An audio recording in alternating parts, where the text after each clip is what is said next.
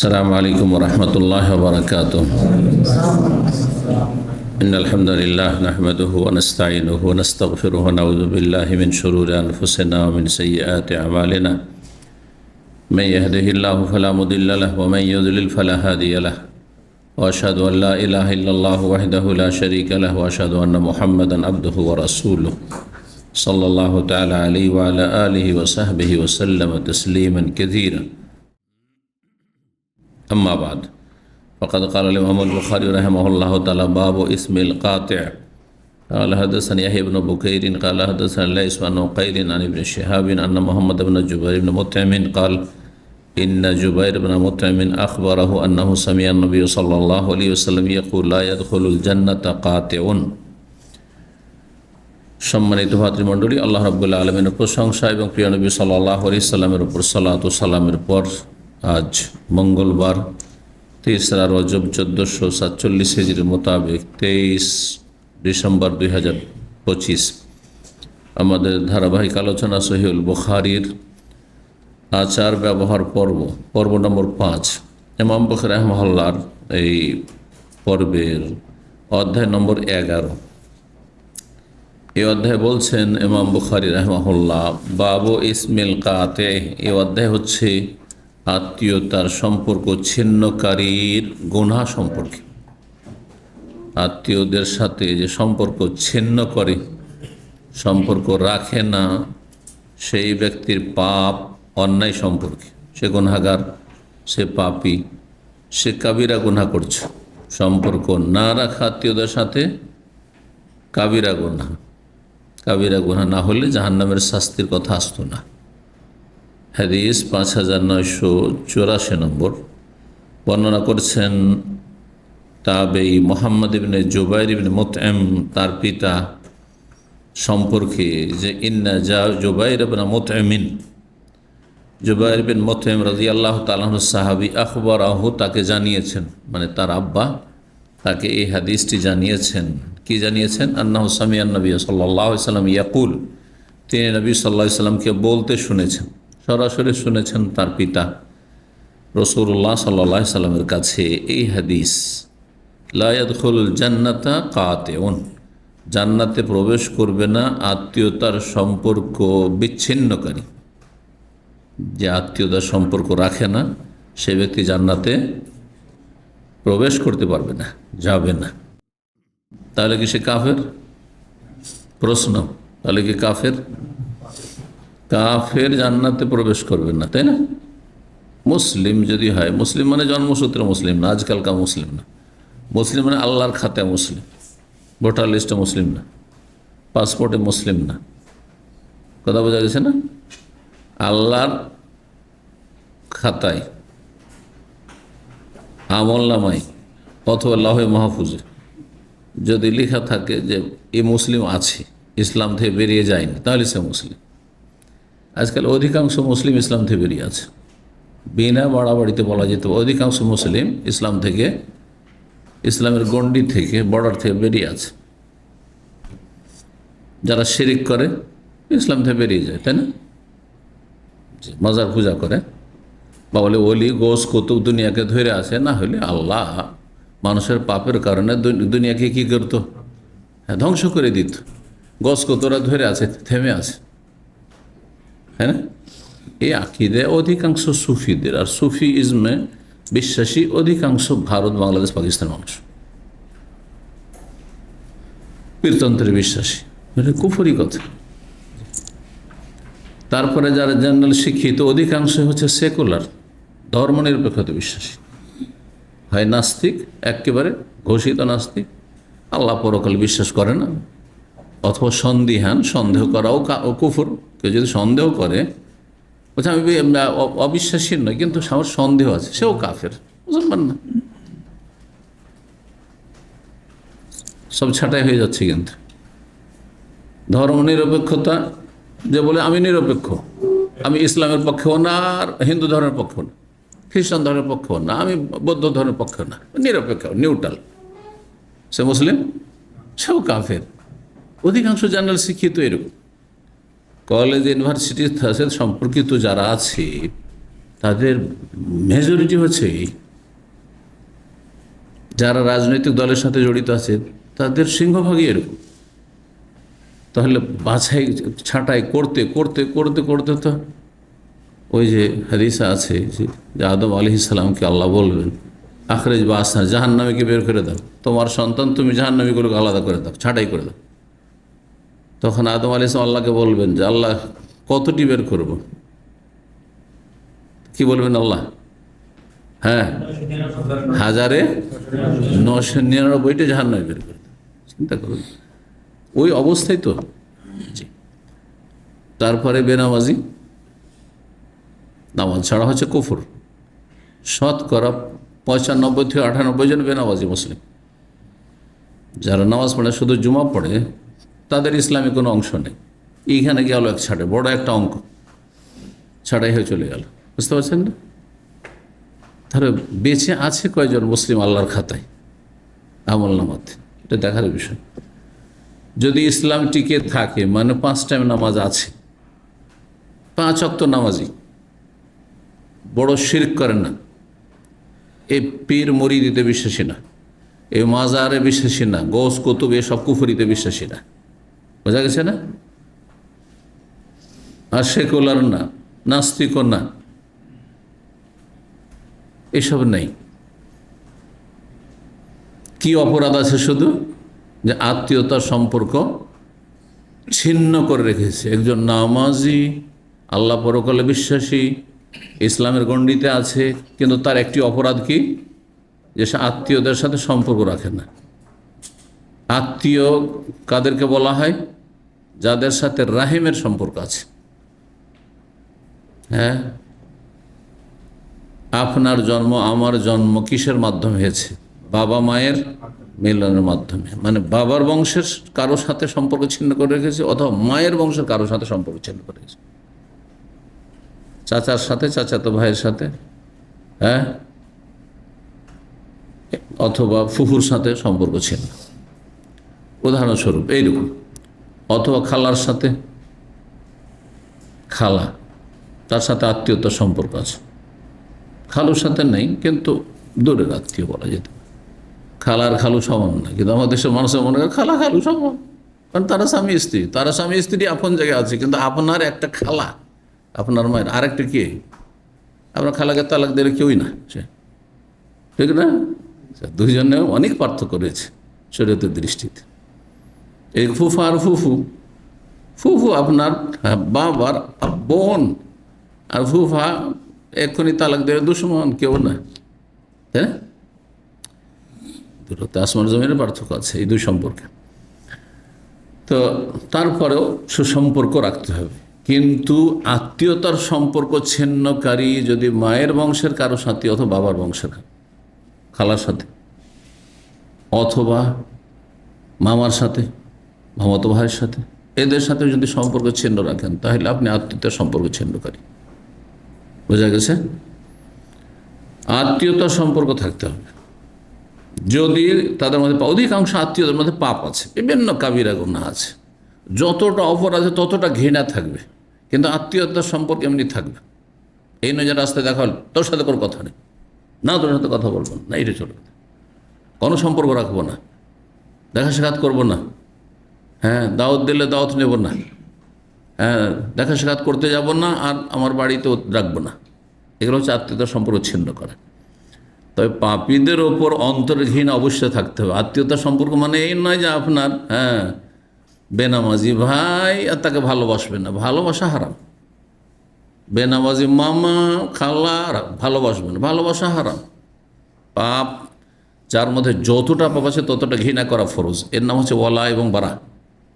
একটি কিতাব বাংলায় অনুবাদ করেছি, পড়েছেন বইটি? আল ওয়ালা ওয়াল বারা। এর বাংলাটা বলি, হ্যাঁ, সেটা হচ্ছে কি? হ্যাঁ, কি? বন্ধুত্ব এবং বৈরিতা বা শত্রুতা।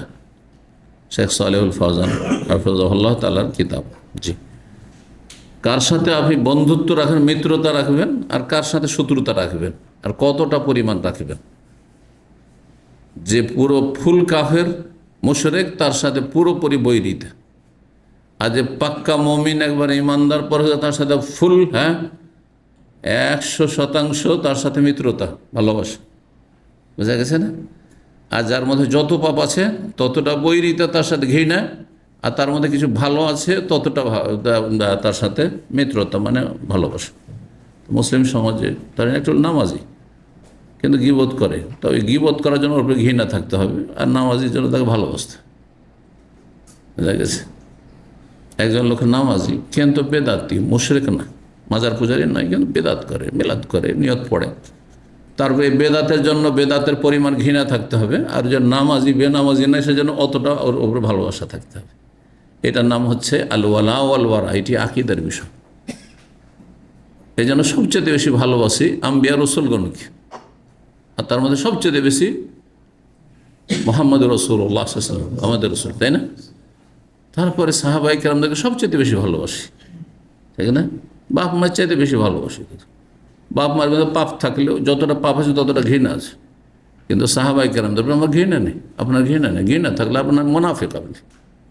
হাদিস আছে না যে আনসারীদের সাথে যারা বিদ্বেষ রাখবে তারা মুনাফিক, লা ইউবগিযুহুম ইল্লা মুনাফিক ওয়ালা ইউহিব্বুহুম ইল্লা মুমিন।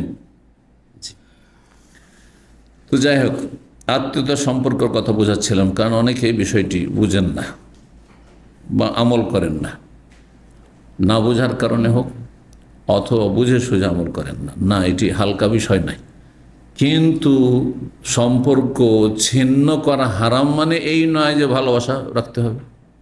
পাপী, পাপের পরিমাণ তাকে ঘৃণা করতে হবে।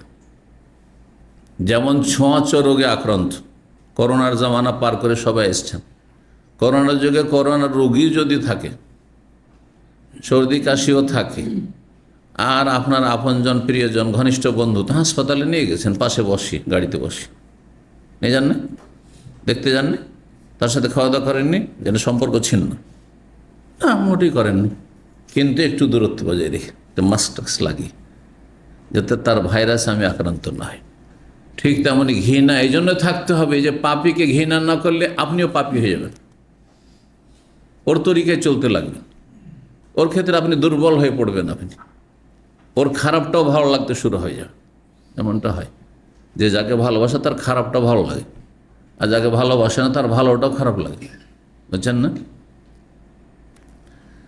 তো এই বদচরিত্রটা থাকলে হবে না যে আমি ভালোবাসি সেজন্য আপনার খারাপটাও ভালো লাগবে, পজিটিভ হয়ে যাবে, নেগেটিভটাও পজিটিভ হয়ে যাবে, আর আপনার সাথে একটু আমার মনোমালিন্য আছে সেজন্য আপনার ভালোটাও দেখতে পারি না, ওইটারও ভুল ব্যাখ্যা করছি। অহংকারী, দান সাদকা করলে অহংকারী, লোক দেখানো করছে। কেন লোক দেখানো? আপনার অন্তর জানি আমি। তো আত্মীয়তার সম্পর্ক ছিন্ন করা মানে কোনো যোগাযোগ না রাখা। সদাচরণের হক আছে, তার অভাবী হলে তাদের খোঁজ খবর নেওয়ার হক রয়েছে। সবচেয়ে বড় হক হচ্ছে তাদেরকে জাহান্নাম থেকে রক্ষা করা। আপনার খালা বেনামাজি, আপনার ফুফু বেনামাজি, আপনার চাচা বেনামাজি, আপনার মামা বেনামাজি, বেদিন বা মুশরিক বেদাতি, জাহান্নামে যাবে। সবচেয়ে বড় আত্মীয়তা সুসম্পর্ক যে এদেরকে দাওয়াত দেন আগে, পরকে দাওয়াত দেওয়ার আগে ঘরকে দাওয়াত দেন আপনি। এগুলো আত্মীয় স্বজন, এরা আপনার চোখের সামনে জাহান্নামে যাবে হাসরের মাঠে। আর যদি আপনি অবহেলা করেন তো আপনাকে জাহান্নামে যেতে হবে না। আত্মীয়তার সম্পর্ক রাখতেই হবে, কিন্তু তার মানে এই নয় যে ভালোবাসতেই হবে। ভালো না বেশেও আত্মীয়র সাথে সম্পর্ক রাখা যায়, ভালো না বেশেও আত্মীয়তার সম্পর্ক রাখা যায়। যেমন আমি ছোঁয়াচে রোগের যেগুলো ভাইরাল রোগ, যেগুলো ভাইরাস আছে, হাসি পড়ছে খুব, একটু দূরত্ব বজায় রেখো, ওর সাথে চলাফেরা করছেন, খাওয়া দাওয়া করছেন, একই রুমে থাকছেন, অথবা হাসপাতাল নিয়ে যাচ্ছেন, গাড়িতে উঠাচ্ছেন, করছেন, অনেক সময় হয়েও আপনি আক্রান্ত হয়ে যাচ্ছেন, হচ্ছে। পরিবারে দেখেন, আমরা যারা পরিবার নিয়ে থাকি, একজন দিয়ে শুরু হলো, কারণ ওদেরকে দূরে সরাইতে পারবো না। একজনের সর্দি হলে, সর্দি কাশি শুরু হলে এই সময়টাতে আরও বেশি, আর তারপরে রাউন্ড সবাই অসুস্থ হলো, সবার জ্বর, সবার গলার ব্যথা, সবার সর্দি কাশি, তারপরে তাদের সাথে আছি, কিন্তু একটু দূরে থাকার চেষ্টা করা, এটা কোনো দোষণীয় নেই। দূরত্ব বহাল রেখে তাদের হিতাকাঙ্ক্ষী হইতে হবে, তাদের চিকিৎসার ব্যবস্থা করতে হবে। জি, ওই রকমই আত্মীয়দের মধ্যে যারা খারাপ, তারা হচ্ছে রোগীর মতো। আমি বলি যে পাপী রোগীর মতো।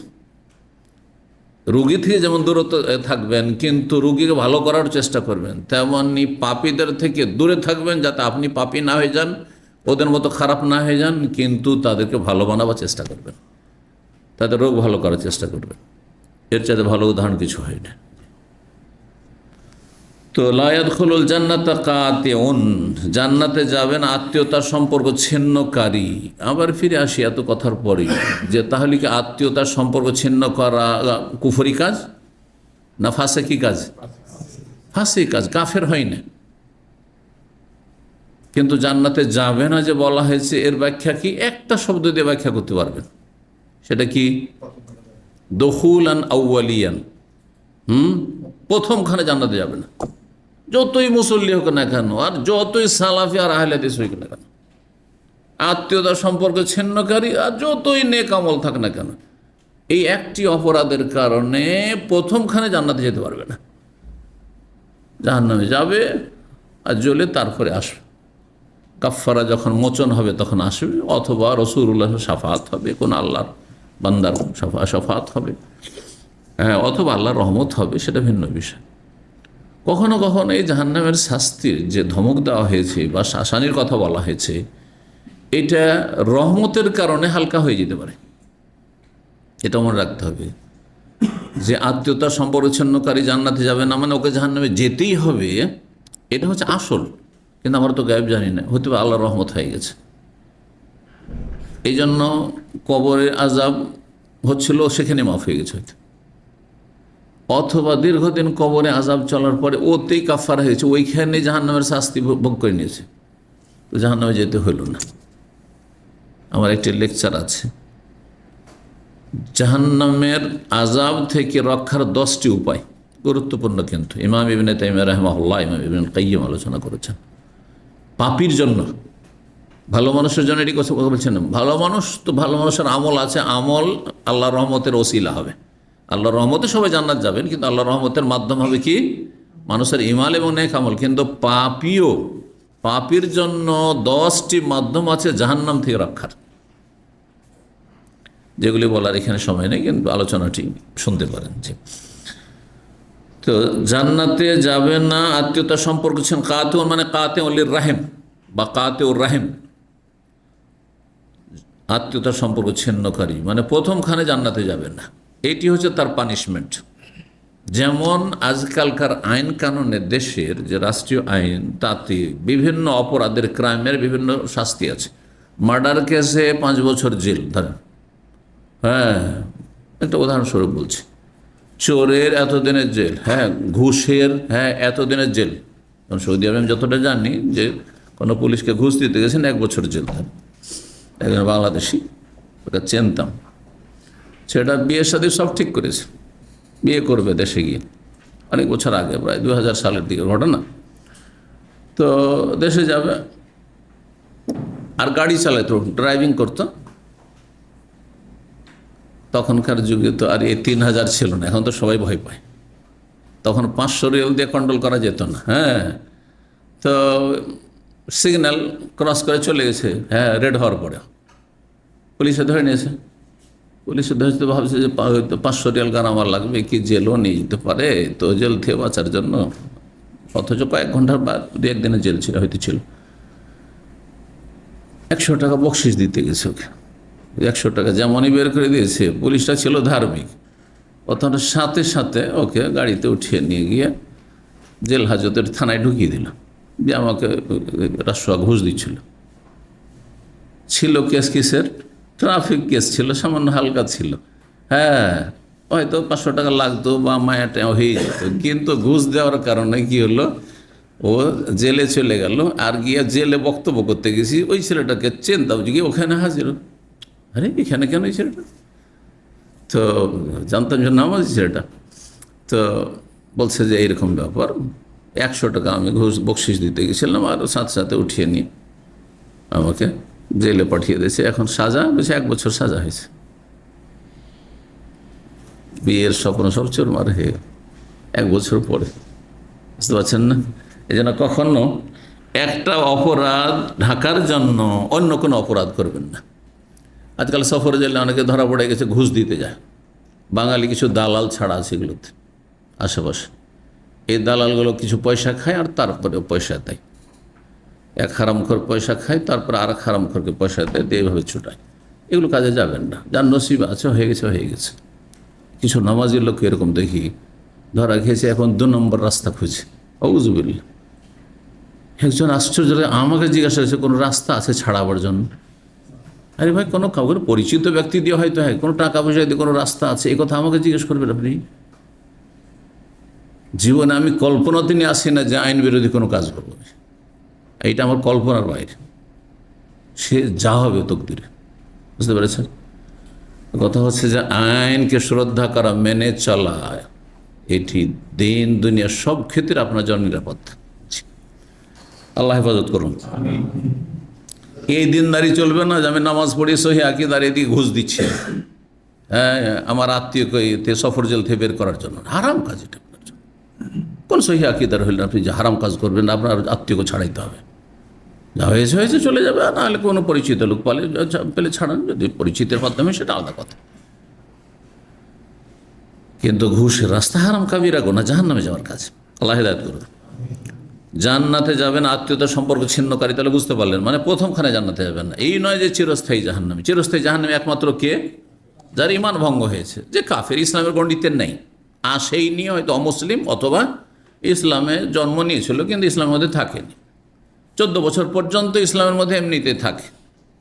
ওর একটা চান্স ছিল যে জন্মসূত্রে মুসলিম, কিন্তু যেমনই সাবালক হয়েছে তেমনই এখন চয়েসের মধ্যে ও চয়েস করেছে নাস্তিকতা, চয়েস করেছে সে ধর্মনিরপেক্ষতা, চয়েস করেছে সে আপনার ধরেন মাজার পূজা, হ্যাঁ, আর কিছু। সুতরাং ঈমান ভঙ্গ করেছে, ঈমান ভঙ্গ করেছে। বেনামাজি হওয়া চয়েস করেছে, নামাজ পড়ে না, 15 বছর বয়স সাবালক হয়েছে, নামাজ পড়ে না, তাহলে তার ইসলামে কোনো অংশ নেই, তখন স্থায়ী জাহান্নামী একমাত্র। এটি পার্থক্য আহলুস সুন্নাত ওয়াল জামাতের খাওয়ারেজ আর মুতাজিলার সাথে। খারেজি জঙ্গিরা আর মুতাজিলা ওরা বলছে যে জান্নাত না হয় জাহান্নাম, মাঝামাঝি কিছু নেই, অস্থায়ী জাহান্নাম বলে কিছু নেই। বাংলাদেশে কিছু বক্তা এরকম আছে, মুতাজিলা বা খারিজি বক্তা, বুঝছেন না? জামাতি কিছু খারিজি বক্তা আছে, তাদের বক্তব্য জাহান্নাম তো জাহান্নাম, আর জাহান্নাম থেকে হমাহম্বে খারেজি মেনান্না, জাহান্নাম থেকে বের হবে না, এটা শুধুমাত্র কাফের জন্য। কিন্তু মুসলিম যদি ইসলামের গণ্ডিতে থেকে চোর ডাকাত যাই হোক না কেন, একদিন না একদিন জান্নাতে আসবে জাহান্নাম থেকে বেরিয়ে। এটা হচ্ছে আহলে সুন্নাত ওয়াল জামাতের আকীদা। আর এর ভিন্ন আকীদা স্থায়ী জাহান্নামী, না হয় স্থায়ী জান্নাতি, মাঝামাঝি কিছু নাই। এটা হচ্ছে গুমরা ফিরকাদের আকীদা, বাতিল আকীদা।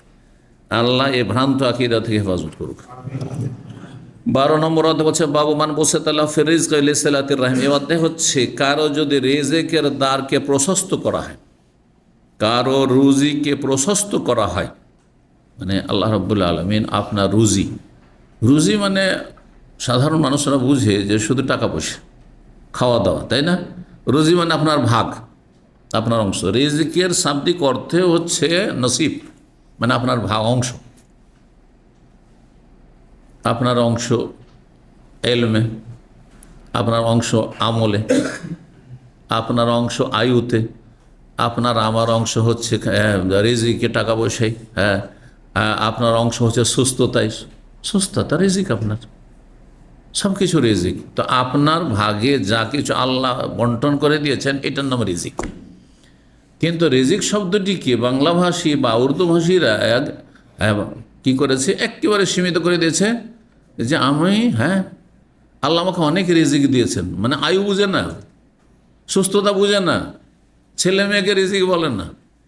অথচ ছেলে মেয়ে 4-10 সহবাসের দোয়াতে মারা জাক্তানা আছে, ওখানে টাকা পয়সার কথা আছে নাকি? বিসমিল্লাহে আল্লাহ জান্নাবিনা শাইতান ওয়া জান্নাবিশ শাইতান মা রাযাকতানা, যে আমাকে রিজিক দেবে মানে ছেলে মেয়ে। ওখানে টাকা পয়সার কথা কোথায় আসলে? ওখানে খাওয়া দাওয়ার কথা, খাদ্য পানীয়র কথা কোথায় আসলে? বুঝতে পারছেন না? পারছেন না? তাহলে রিজিক মানে আমাদের দেশে ভুল মানে অর্থ বুঝে আছে। রিজিক আপনার অংশ, আমার আপনার রিজিক, আপনার ভাগটা আমি কেড়ে নিতে পারবো না, আমার ভাগ আপনি নিতে পারবেন, অসম্ভব। আল্লাহ সব কিছু ভাগ বন্টন করে দিয়েছে, এর নাম রিজিক। রিজিককে যদি আপনার প্রশস্ত করতে চান, আপনার সুস্থতা বাড়াইতে চান, আপনার ছেলে মেয়ে বাড়াতে চান, ছেলে মেয়েদের উন্নতি বাড়াতে চান এবং নিজের আয়ু বাড়াতে চান, নিজের টাকা পয়সা বাড়াতে চান, নিজের সব কিছু দুনিয়ার সুখ শান্তি বাড়াতে চান, হ্যাঁ, আপনার ইমান আমল বাড়াইতে চান, এলেম বাড়াইতে চান, সব কিছু। আমার এলেম আমার রিজিক, এটি এলেম সবচেয়ে উত্তম রিজিক, কারণ এলেমের মাধ্যমে মানুষ হেদায়েত পায়। এলেম না থাকলে মানুষ হেদায়েত পেত না, দিনের জ্ঞান ওহির জ্ঞান না থাকলে। তো যার রিজিককে কি করা হয়, প্রশস্ত করা হয় কিসের কারণে? লেসেলাতের রহম, আত্মীয়তার সুসম্পর্কের কারণে। যে যত বেশি আত্মীয়দের সাথে সুসম্পর্ক রাখবে তার রিজিককে আল্লাহ তত বেশি বৃদ্ধি করবেন, রিজিককে আল্লাহ প্রশস্ত করে দেবেন। এই জন্য দেখা যায় যারা যত বেশি ভাই বোনের জন্য খরচ করেছে, যত বেশি মা বাবার জন্য খরচ করেছে, তত বেশি কিন্তু সুখী আছে। এর নজির আমি আমার চোখের সামনে বহু লোক দেখি। 5 ভাই 10 ভাইয়ের মধ্যে সবচেয়ে বেশি যে ত্যাগ স্বীকার করেছে, যে সবচেয়ে বেশি বাপ মায়ের জন্য খরচ করেছে, বড় ছেলে অথবা মেজর ছেলে, আগেরগুলো, যে সবচেয়ে বেশি অবদান রেখেছে সংসারে, ভাই বোনদের ক্ষেত্রে সবকে মানুষ করেছে, বিয়ে শাদী দিয়েছে, আর কত কি করেছে, এত করার পরে ওই বেশি সুখী। আর ছোট ভাইগুলো যে বড় ভাইয়ের হোটেলে খেয়েছে, বাপের হোটেলেও খেয়েছে আর বড় ভাইয়ের হোটেলেও খেয়েছে, আর তারপরে বড় মেজো ভাইয়ের ইনকাম করার টাকা দিয়ে বাপের নামে মায়ের নামে জমিতে সমান সমান ভাগ নিয়েছে, না জায়েজ কাজ ওর বাপ করেছে মা করেছে, ভাগ নিয়েছে। আর তারপরে যখন ভাগ সমান সমান বড় ভাইয়ের সাথে ভাগ নিয়ে বের হয়েছে, জুদা সেপারেট হয়েছে, তখন স্বামী স্ত্রী শুধু 2 জন খানেওয়ালা, আর এ বড় ভাইদের 10 জন করে হয়তো মেম্বার। তারপরেও বড়রাই সুখী আর ওই ছোটোগুলোই অভাবী, অসুখ বিসুখ বালা মুসিবতের শেষ নেই। বাস্তবতা কিন্তু কিসের কারণে? এদের কোনো অবদান নেই, না ভাই বোন মানুষ করেছে, না বাপ মায়ের জন্য খরচ করেছে, ফিরি ফিরি খেয়েছে পরের হোটেলে, আর তারপরে কৃপণতা করেছে, দেওয়ার থাকলেও দেয়নি, আর আল্লাহকে দিতে দিয়েছে। যে যত বেশি দিয়েছে এর ওপর অতিরিক্ত দান সাদাকা। আর এটা শুধু ভাই বোনের সীমিত না, আত্মীয়দের, চাচারা আছে, খালা আছে, ফুফু আছে, মামা আছে, আত্মীয় স্বজন আছে, তাদের সাথে দেখা সাক্ষাৎ হলো, তাদের যে যত বেশি, এক কথাই দান সাদকা করেছে, অথবা যে যত বেশি আত্মীয়দেরকে হাদিয়া তোহফা দিয়েছে, উপঢৌকন দিয়েছে, তাদের সাথে সুসম্পর্ক করেছে, মনটা বড় করেছে, তত বেশি আল্লাহ খুলে দিয়েছে। মায়েশা রাদিয়াল্লাহু তাআলা সহিহ মুসলিমের হাদিস জন্য বলেছেন নবী সাল্লাল্লাহু আলাইহি সাল্লাম, লা তুহসি ফায়ুহসিল্লাহু আলাইক, হে আয়েশা, তুমি কাউকে দেওয়ার সময় গুনে গুনে দিও না, এত দিলাম এত দিলাম, 1 2 3 100 রিয়াল চলে গেল, নাহলে আল্লাহ গুনে গুনে দিবেন যে আমি এতটা দিলাম। বিনা হিসাবে দাও, বিনা হিসাবে আল্লাহ দেবেন। এগুলো শুধু মৌখিক বলার নাম নয়, আর এগুলো শোনার নাম নয়, এগুলো ঈমান ইয়াকিনের বিষয় আর আমলের বিষয়। আমার কথা বুঝতে পারছেন না? আমি বলছি আর আপনার শুনছেন, জানছেন, বলা পর্যন্ত সীমিত আমার কথা, আর আপনাদের শোনা পর্যন্ত সীমিত। আপনি এগুলোর উপরে বিশ্বাসও করলেন না, আর বিশ্বাস করলেও আমল করলেন না। আপনি টাকা পয়সার মায়াতে যে দিলেই তো কমে যাবে, তাহলে কখনো বরকত পাবেন না, কখনো এই ফজিলতগুলো পাবেন না। তাহলে আসলে আমাদের কি করতে হবে? কোরআন সুন্নাহর ওপর এগুলো ওহী ইয়াকিন করতে হবে, দৃঢ় বিশ্বাস করতে হবে, এবং সেই অনুযায়ী আমল বাড়াইতে হবে, আমল বাড়াইতে হবে। আর একটা জিনিস মনে রাখবেন, যে যত বেশি দান সাদাকা করে, আত্মীয়দের সাথে সুসম্পর্ক, তার মনটা তত বড় থাকে, সে মানসিক দিকে তত শান্তিতে থাকে। কারণ সে কারো খাওয়াইতে পারে, কারো কাছ থেকে নেই না, দিতে পারে।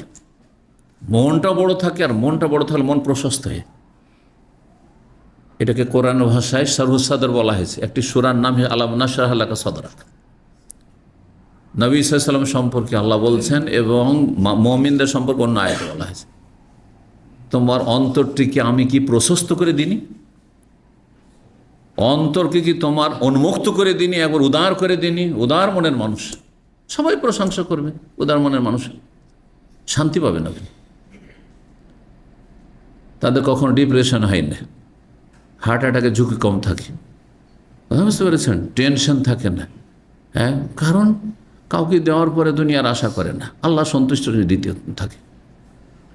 কে কি করছে এটা দেখার বিষয় নয়, আমি রবকে খুশি করতে পেরেছি কি না এবং আমি দিতে পারছি না, এটা দেখার বিষয়। আমাকে কে দিল না দিল, খোঁজ নিল না নিল, এগুলো দেখার বিষয় নয়। আল্লাহ যেন আমাদের সকলকে তৌফিক দান করেন, আমল করার চেষ্টা করবেন। আল্লাহ আমাদের সকলকে তৌফিক দান করেন। 5985 নম্বর হাদিস বর্ণনা করেছেন আবু হুরায়রা রাদিয়াল্লাহু তাআলা আনহু। তিনি বলছেন, সামিআতু রাসূলুল্লাহ সাল্লাল্লাহু আলাইহি ইয়াকুল, আমি রাসূলুল্লাহ বলতে শুনেছি, মান সাররাহু, কাউকে যদি পছন্দ লাগে, কারো যদি পছন্দ হয়, কি পছন্দ, আইয়ুবসাতা লাহু ফি রিজকিহি, যে আল্লাহ তার রিজিককে প্রশস্ত করে দিক, এক, ওয়া আইয়ুনসা লাহু ফি আসারি, এবং তার আয়ুকে বৃদ্ধি করে দিক। একটু আগে বললাম রিজিকের মধ্যে আয়ু আছে, কিন্তু আয়ুর বিষয়টি দুনিয়ার নিয়ামতের ক্ষেত্রে গুরুত্বপূর্ণ। এই জন্য যদিও রিজিক শব্দে শামিল আছে, পৃথক করে নবী সাল্লাল্লাহু আলাইহি ওয়াসাল্লাম বয়ান করেছেন যে আপনার বয়স বাড়াইতে চান, দীর্ঘায়িত হতে চান, আমি দীর্ঘদিন দুনিয়াতে থাকবো, আর বেশি বেশি আমি আল্লাহর কাছে ঈমান আমল নিয়ে যেতে পারবো, নামাজ নিয়ে যেতে পারবো, রোজা নিয়ে যেতে পারবো, জাকাত নিয়ে যেতে পারবো, দান সাদকা নিয়ে যেতে পারবো, আমি সবে কাদার নিয়ে যেতে পারবো। যত বছর বাড়ে তত সবে কাদার বেশি পাবেন না?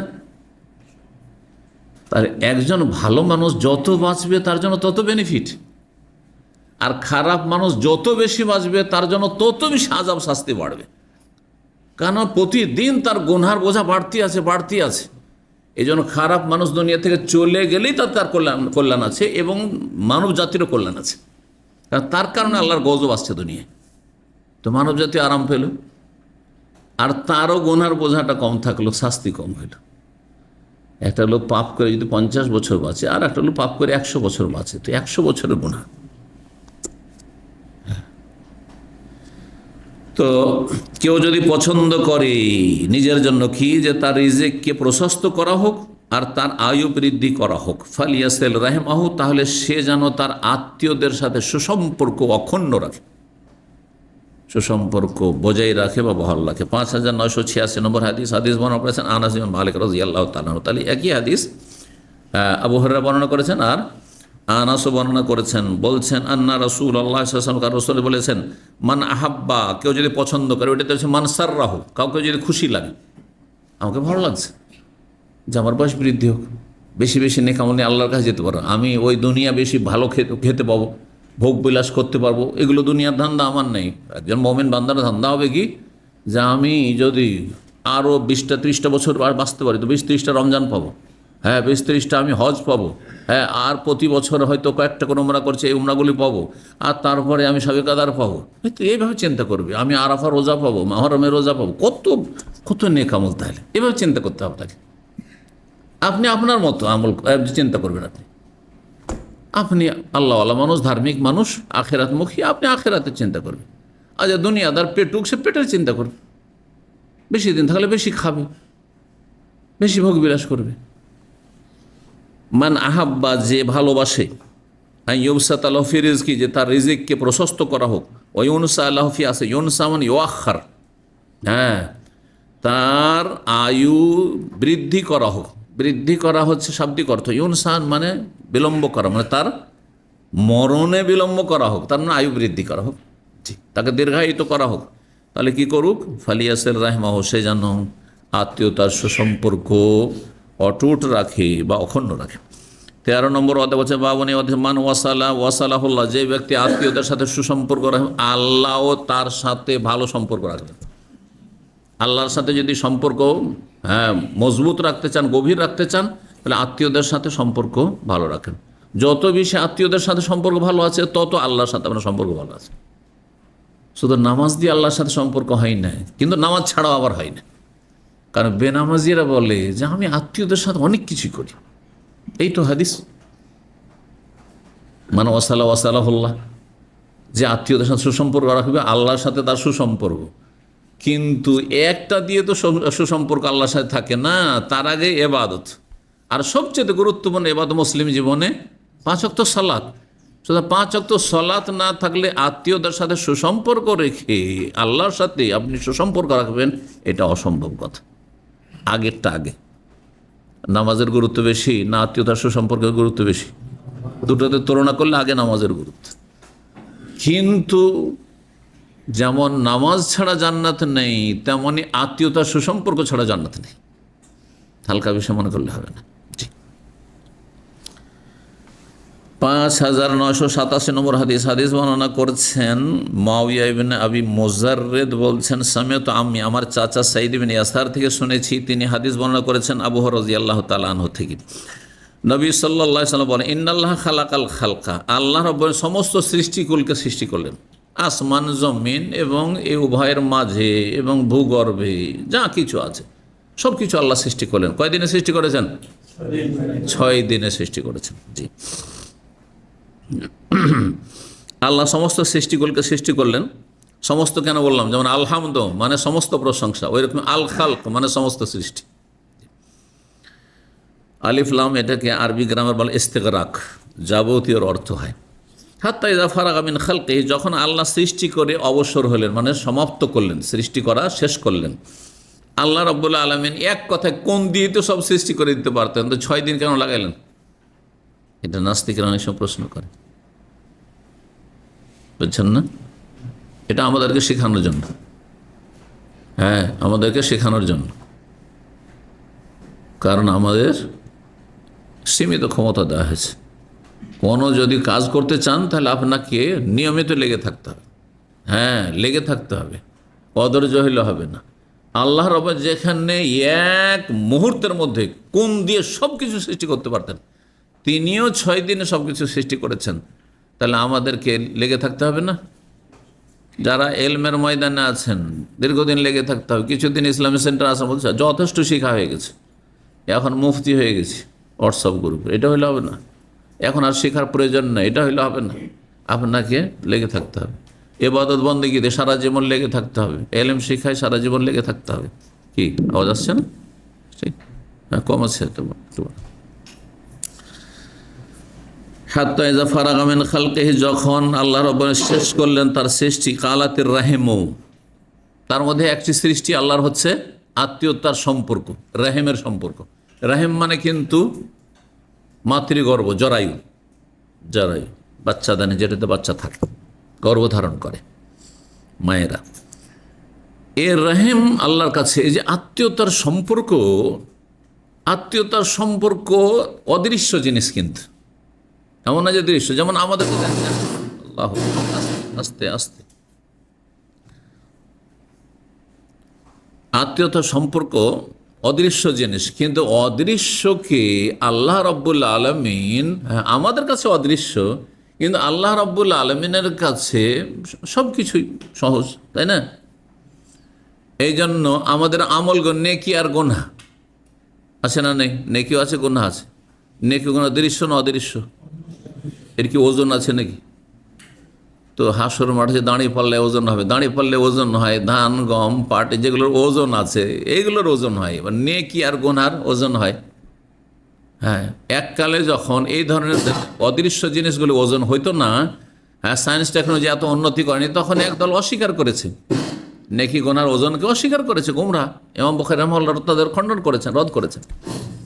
শেষ অধ্যায় যেটি সহিহ বুখারী তাতে রদ করেছেন। আল্লাহ করেন ওয়াল ওয়াজনু ইয়াউমাইযিনিল হাক্কু, কিয়ামতের দিনের ওজন দাঁড়ি পাল্লা কায়েম করা এটি সত্য। আজকাল অস্বীকার করবে না, কারণ সায়েন্সে বলছে যে যা দেখা যায় না তা ওজন করা যায়। হ্যাঁ, থার্মোমিটারে আপনার জ্বর আমার জ্বর, তারপরে বিপি হাই না লো, হ্যাঁ সব কিছু চেক করে নিচ্ছে। এগুলো অদৃশ্য জিনিস, তাই না? কারেন্ট, বিদ্যুৎ, হ্যাঁ কত ভোল্টেজ আছে সব চেক করে নিচ্ছে, ঠিক না?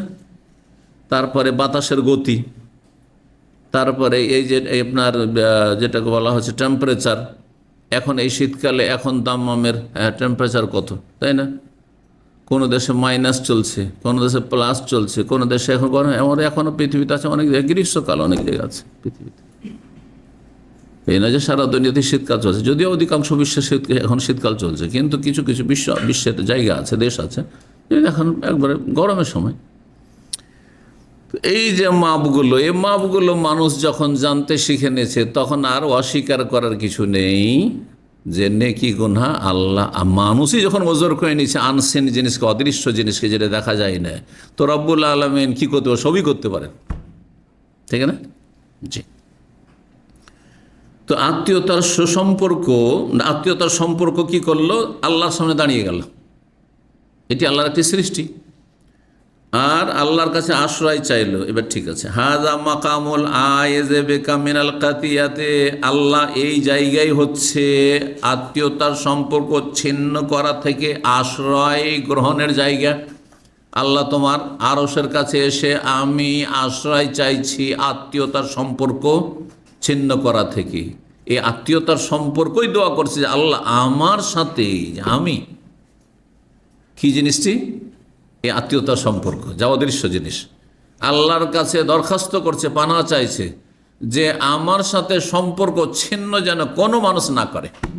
সুবহানাল্লাহ, আল্লাহর কাছে আশ্রয় চাইছি। কালার নাম, আল্লাহ বললেন হ্যাঁ তোমার দোয়া শোনা হইল, তোমার দোয়া শোনা হইল। আমা তারদাই না, তুমি কি রাজি না, সন্তুষ্ট না, আন আসেলা মান ওয়াসাল্লাকে, তোমার সাথে যে সুসম্পর্ক রাখবে, মানে তোমার সম্পর্ককে যে বহাল রাখবে, আত্মীয়তার সম্পর্ক, তার সাথে আমিও সম্পর্ক বহাল রাখবো। ও আক্তাও মান কাতাকে, আর তোমার সাথে যে সম্পর্ক ছেদ করবে তার সাথে আমিও সম্পর্ক ছেদ করবো, আমিও আল্লাহ সম্পর্ক রাখবো না। তাহলে যার আত্মীয়দের সাথে সম্পর্ক নেই তার আল্লাহর সাথে সম্পর্ক নেই। সবচেয়ে কাছের আত্মীয়, গতকালকে বলেছি, বাপ মায়ের সাথে কাছের কেউ আছে? ছেলে মেয়ে আপনার কাছের না, আপনার বাপ মা কাছে। কারণ ছেলে মেয়ে আপনার হচ্ছে শাখা, ফরু। যেমন একটা গাছের কাণ্ড থেকে গিয়ে ডালপালা হয়, 5টা ছেলে 5টা ডাল, 5টা ছেলে মেয়ে আছে 5টা ডালপালা। কিন্তু বাপ মা হচ্ছে ওই গাছের শেকড়ের মতো, আপনার মূল অসুল। আগে বাপ মা এসছে জড় শেকড় হিসাবে, তারপরে আপনি আমি এসছি দুনিয়াতে, বুঝছেন না? তো গাছের শেকড়ের বেশি দাম, মূল্য, গুরুত্ব না ডালপালার শেকড়ের? এই জন্য ছেলে মেয়ের চাইতে বেশি হক বাপ মায়ের দুটো। কিন্তু যদি আপনার অভাবে থাকে তো কাউকে না খাওয়াই অন্য কাউকে খাওয়াবেন, এটা ইসলাম নয়। সবাইকে ভাগযোগ করে খাওয়ান, কম কম করে ভাগ করে, বাপ মাও খাক আর আপনার ছেলে মেয়েও খাক। এরা যেন আনাথে এ কথা বলার সুযোগ নাই যে আমি তো ছেলে মেয়েরই খরচা চালাইতে পারি না, এদেরই খাওয়া দাওয়া পড়াশোনা খরচ চালাতে পারি না, তো বাপ মাকে কেমন করে দেবো? না, কোনো বলার সুযোগ নেই। তাতেই বাপ মাকে সাথে নিয়ে খাওয়া দাওয়া করতে হবে, বাপ মা যদি অভাবী থাকে। এ কথা বারবারই বলেছি, কিন্তু কারণ আমাদের মানুষরা বুঝে না। বাপ মা আর অনেক জমি জায়গা আছে, অনেক ইনকাম সোর্স আছে, সরকারি চাকরি, সেখান থেকে তার পেনশন আসতে, তারপরও বাপ মার দাবি টাকা দিতে হবে। আর আপনি এদিকে সংসার চালাতে পারেন, তখন বাপ মায়ের জন্য এটা জায়েজ নয়। ছেলে নিজের সংসার, নিজের ছেলে মেয়ে স্ত্রীর জন্য হিমশিম খাচ্ছে সংসার চালাতে, আর আপনি পেনশন পাওয়ার পরেও আপনি ওখানে টাকা চান, আপনার বিবেক নেই? বুঝতে পারছেন না? জি, বড় যে হালাত আছে কিন্তু আমাদের সমাজে। কালাদ বাল্লা, তখন ওই আত্মীয়তার সম্পর্ক আল্লাহকে বললো অবশ্যই আরব, আল্লাহ আমি রাজি। কিসে রাজি? যে তোমার সাথে কেউ সম্পর্ক রাখে যদি, তা আমি সম্পর্ক রাখবো আল্লাহ, আর না হলে ওর সাথে আমার সম্পর্ক নেই, এতে রাজি। দোয়া কবুল। আল্লাহ বলে ফাহু আল্লাহকে, এটা তোমাকে দেওয়া হইল। যদি আত্মীয়তার সম্পর্ক কেউ যদি অক্ষুণ্ণ রাখে, তাহলে আমি আল্লাহ রব্বুল আলামিন তার সাথে সম্পর্ক রাখবো, নাহলে কোনো সম্পর্ক নাই তার সাথে। কঠিন কথা। কালা রাসূলুল্লাহ সাল্লাল্লাহু আলাইহি ওয়াসাল্লাম, রাসূলুল্লাহ তারপরে একটি আয়াত পাঠ করলেন এর দলিল স্বরূপ, সূরা মুহাম্মদের আয়াত নম্বর 22। ফাকরাউ ইন শি'তুম, বলছেন নবী সাল্লাল্লাহু আলাইহি ওয়াসাল্লাম, এর দলিল যদি কোরআন থেকে জানতে চাও, এই কথার সত্যায়ন চাও, তাহলে তোমরা চাইলে পড়ে দেখতে পারো এই আয়াত, ফাহাল আসাইতুম ইন তাওয়াল্লাইতুম। ফাহাল আসাইতুম, আল্লাহর ক্ষেত্রে আশা শব্দটি ব্যবহারের নিশ্চিতের অর্থে হয় নিঃসন্দেহে। ইন তাওয়াল্লাইতুম, তোমরা যদি, এ দুটো অর্থ রয়েছে, দুটি করছি, একটা করি। প্রথম, ইন তাওয়াল্লাই, তোমরা যদি মুখ ফিরিয়ে নাও, মানে আল্লাহর বিধান না মানে যে আত্মীয়তার সঙ্গে সম্পর্ক রাখতে হবে, এটা হচ্ছে আল্লাহর বিধান, ফরজ। তোমরা তো মুখ ফিরিয়ে নাও, বিমুখ হয়ে যাও, আত্মীয়তার সম্পর্ক না রাখো। আনতুফসিদু ফিল আরদ, আর তোমরা পৃথিবীতে বিপর্যয় ও বিশৃঙ্খলা সৃষ্টি করো, ফাসাদ সৃষ্টি করো। তাহলে আত্মীয়তার সম্পর্ক ছিন্ন করা হচ্ছে ফাসাদি কাজ, বিশৃঙ্খলা সৃষ্টি করা, অশান্তি সৃষ্টি করা। ফাসাদ মানে বুঝেন তো, ফিতনা ফাসাদ শব্দটা কিন্তু বাংলায় ব্যবহার হচ্ছে, কিন্তু ফাসাদের বাংলায় বেশ কয়েকটি অর্থ করা যেতে পারে। বিশৃঙ্খলা, হ্যাঁ, অশান্তি, বোঝা গেছে না, বিপর্যয়, এগুলি সবগুলি অর্থ। আর তো আল্লাহর জমিনে বিশৃঙ্খলা বা অশান্তি বা বিপর্যয় ঘটানো হচ্ছে কি করা? আত্মীয়তার সম্পর্ক থেকে বিমুখ হয়ে যাওয়া। অতকাত্মীয় আরহামাকুম, আর তোমরা যদি আত্মীয়তার সম্পর্ক ছিন্ন করো তাহলে কি হবে? তারপরের অংশে তো রয়েছে ফাহাল আসাইতু ইন তাওয়াল্লাইতু আন তুফসিদু ফিল আরদি ওয়া তুকাত্তিউ আরহামাকুম উলাইকা আল্লাযিনা লানাহুমুল্লাহ, এদের উপর আল্লাহ লানত করেছেন। কাদের উপর? যারা আত্মীয়তার সম্পর্ক ছিন্ন করে তাদের উপর আল্লাহর অভিশাপ রয়েছে, লানত রয়েছে, রহমত থেকে বঞ্চিত করেছেন। আসাম্মাহুম ওয়া আমা আবসারহুম, এবং আল্লাহ তাদেরকে বহিরা করেছেন। ও আমা আবসারহুম, এবং তাদেরকে অন্ধ করেছেন। কিসের অন্ধ? বাসারের অন্ধ না, কিন্তু বসিরাতের অন্ধ। মানুষের চোখ হচ্ছে দুটি, বাংলায় কিন্তু ব্যবহার হয়। হ্যাঁ, একটা হচ্ছে এই চোখ, হ্যাঁ, আর আরেকটা হচ্ছে অন্তর্দৃষ্টি, যেটা বাংলায় বলা কি বলা হয়? অন্তর্দৃষ্টি। অন্তর্দৃষ্টি এটাকে বলা হয়। অন্তর্দৃষ্টি বেশি শক্তিশালী এই চোখের দৃষ্টির চাইতে, কারণ চোখের দৃষ্টিতে অনেক সময় হিতাহিত জ্ঞান থাকে না, কিন্তু অন্তর্দৃষ্টি যদি ঠিক থাকে, অন্তর দিয়ে যদি দেখেন তো ভালো মন্দের পার্থক্য অবশ্যই বুঝছে না। এর নাম অন্তর্দৃষ্টি। এই জন্য ছোটোকালে যে আমরা ওই পড়েছিলাম, যখন 1, 2 শিখি, একে চন্দ্র স্মরণ করে, এগুলো অনেক কিন্তু এগুলো অর্থ জানেন না। একে চন্দ্র, 2 পক্ষ। পক্ষ মানে কি? হ্যাঁ, 2 পক্ষ। হ্যাঁ, 1 মাসে কয়টি পক্ষ হয়? কে বললো এটা? মাশাআল্লাহ, তো এইটাই তো বলছি। একটা মাসে 15 দিনে 1 পক্ষ হয়, 2 পক্ষ। 3 মানে কি? বাঙালি কিন্তু বাংলার অর্থ জানেন না, পরীক্ষা করে নিলাম আপনাদেরকে। হ্যাঁ, চলেন দেখি কোনো আল্লাহর বান্দা, অনেক তো শিক্ষিত আছেন, বলেন 3 নিত্র। হ্যাঁ, এটাই যেটা বলছি। কি? 3টি চক্ষু, 2টা চোখ, আর এখানে চোখ, অন্তর্দৃষ্টি। জি,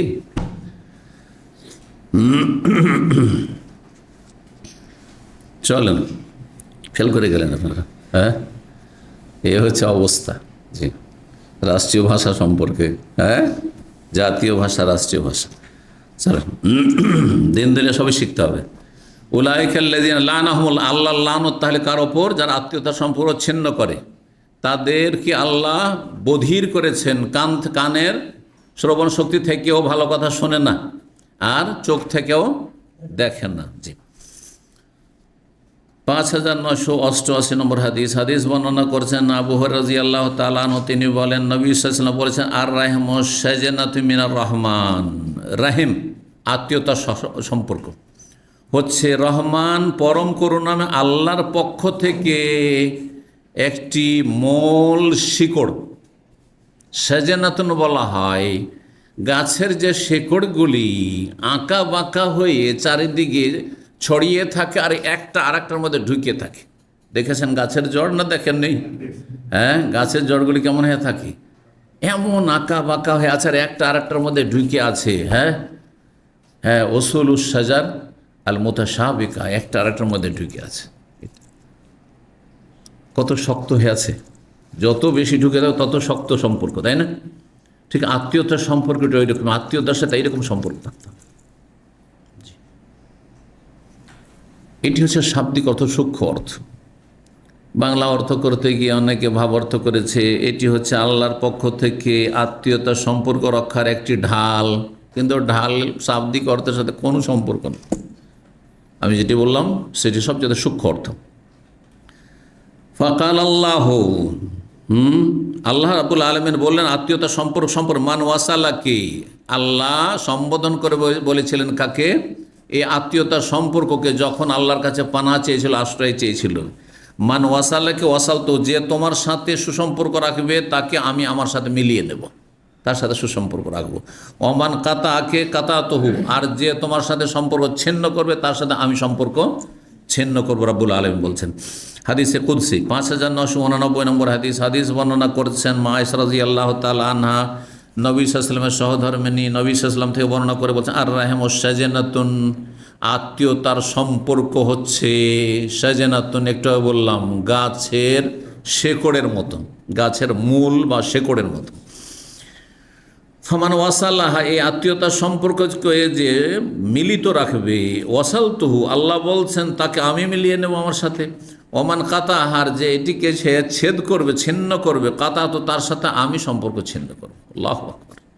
14 নম্বর অধ্যায় বলছে বাবুন, এই অধ্যায় তোবাল্লুর রাহেম বেবালাল, আত্মীয়তার সম্পর্ক কেমন করে আপনি বৃদ্ধি করবেন। যে কোনো জিনিসকে হ্যাঁ আপনি যদি শক্তিশালী করেন বা সজীব করেন, সতেজ করেন, তো ওর আহার দিতে হবে, ঠিক না? এখন আপনি এখান থেকে 2 বছর 1 বছর পর পর ছুটি যাচ্ছেন, খালার সাথেও দেখা করলেন না, মামাদের সাথেও দেখা করলেন না, ফুফুর সাথেও দেখা করলেন না, চাচাদের সাথে দেখা সাক্ষাৎ করলেন না, অথবা কারোর সাথে মনোমালিন্য আছে সেই জন্য ওকে দেখতেই চাইলেন না, দেখাই দিলেন না আপনি। এই করতে করতে 5 বছর 10 বছর দিন চলে যায়, তো সম্পর্ক উন্নতি হবে না আরও অবনতি হবে? অবনতি হবে। কিন্তু এটা যদি যতই ভুল বুঝাবুঝি থাক, আপনি যখন গেলেন, সালাম আলাইকুম চাচা, সালাম আলাইকুম খালা, ফুফু, আর তারপর দেখা সাক্ষাৎ করতে চলে গেলেন, আরে ওদেরকে তো আমরা খারাপ ভাবছিলাম, ওদেরকে তো ঘৃণা করতাম, ওদের সাথে আমার সম্পর্ক ছিন্ন করেছি, চলে এসছে হাদিয়া তোফা নিয়ে চলে এসছে, ছেলে সম্পর্ক ভালো হবে না? হবে না। এটা হচ্ছে সজীব করা, হ্যাঁ সতেজ করা। এই অধ্যায় ইমাম বুখারী বলছেন বাবুন, এই অধ্যায় হচ্ছে আত্মীয়তার সম্পর্ক সজীব থাকে যত্নশীল হইলে। তাহলে তার জন্য কি হইতে হয়? যত্নশীল হইতে হয়। এটা ভাব অর্থ। আর রাহেম আত্মীয়তার সম্পর্ক, আর তোবাল্য মানে সেটাকে সিক্ত করা হয়, মানে রসানো হয়। খুব সহজ ভাষায় বলি, রসানো হয়। শুকনো জিনিস ধরেন, হ্যাঁ কোনো শুকনো জিনিস আছে, শুকনো মাটি অথবা শুকনো আটা, ওইটাকে রসিয়ে দেন, দেখেন কি হয়ে যাবে, ওর একটা সম্পর্ক ভালো হয়ে যাবে। আটার এক একটি ক্ষুদ্রতে ক্ষুদ্রতম দানা সব কি হয়েছে, পৃথক পৃথক হয়ে আছে। কিন্তু যখন আপনি সেটাকে ভিজিয়ে নিলেন, তখন কি হয়ে গেল, সম্পর্কটা গাঢ় হয়ে গেল। হচ্ছে না? হচ্ছে না? সিমেন্টই দেখেন, সিমেন্টের উদাহরণ দিয়ে বুঝতে পারেন। সিমেন্ট এমনি যদি রাখেন, তো একটা দানার সাথে আরেকটা সম্পর্ক আছে? কোনো সম্পর্ক নেই। কিন্তু এটাকে পানিতে যখন ভিজিয়ে নিয়ে রসিয়ে নিলেন, তখন সিক্ত করলেন, তখন কি হয়ে গেল, আপনার কথা গোটা বিল্ডিংকে ধরে আছে মজবুত করে। হ্যাঁ, আত্মীয়তার সম্পর্কটি ওই রকম। তোবাল্লুর রাহিম, আত্মীয়তার সম্পর্ককে কি করতে হয়, তোবাল্লুর রাহিম সিক্ত করতে হয়, শাব্দিক অর্থ। হ্যাঁ, রসালো রাখতে হয়, শাব্দিক অর্থ।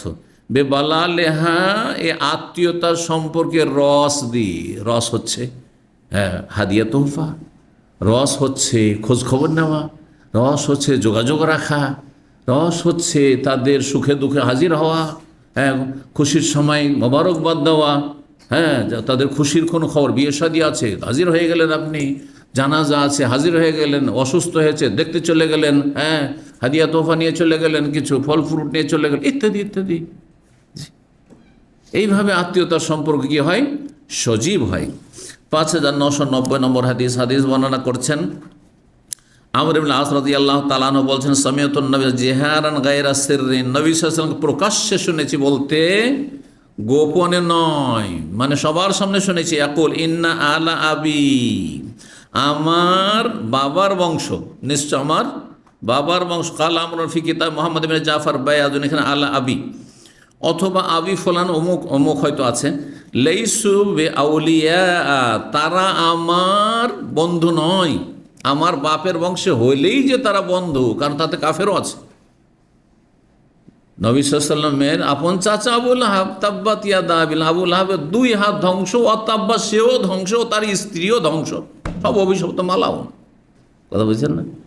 আবু জাহাল আত্মীয়, ওতবা সাইবা রাবিয়া সব কুরাইশ বংশের সব বড় বড় নেতা আত্মীয়, কোনো কাজ। আবু তালেব চাচা, হিতাকাঙ্ক্ষীয়।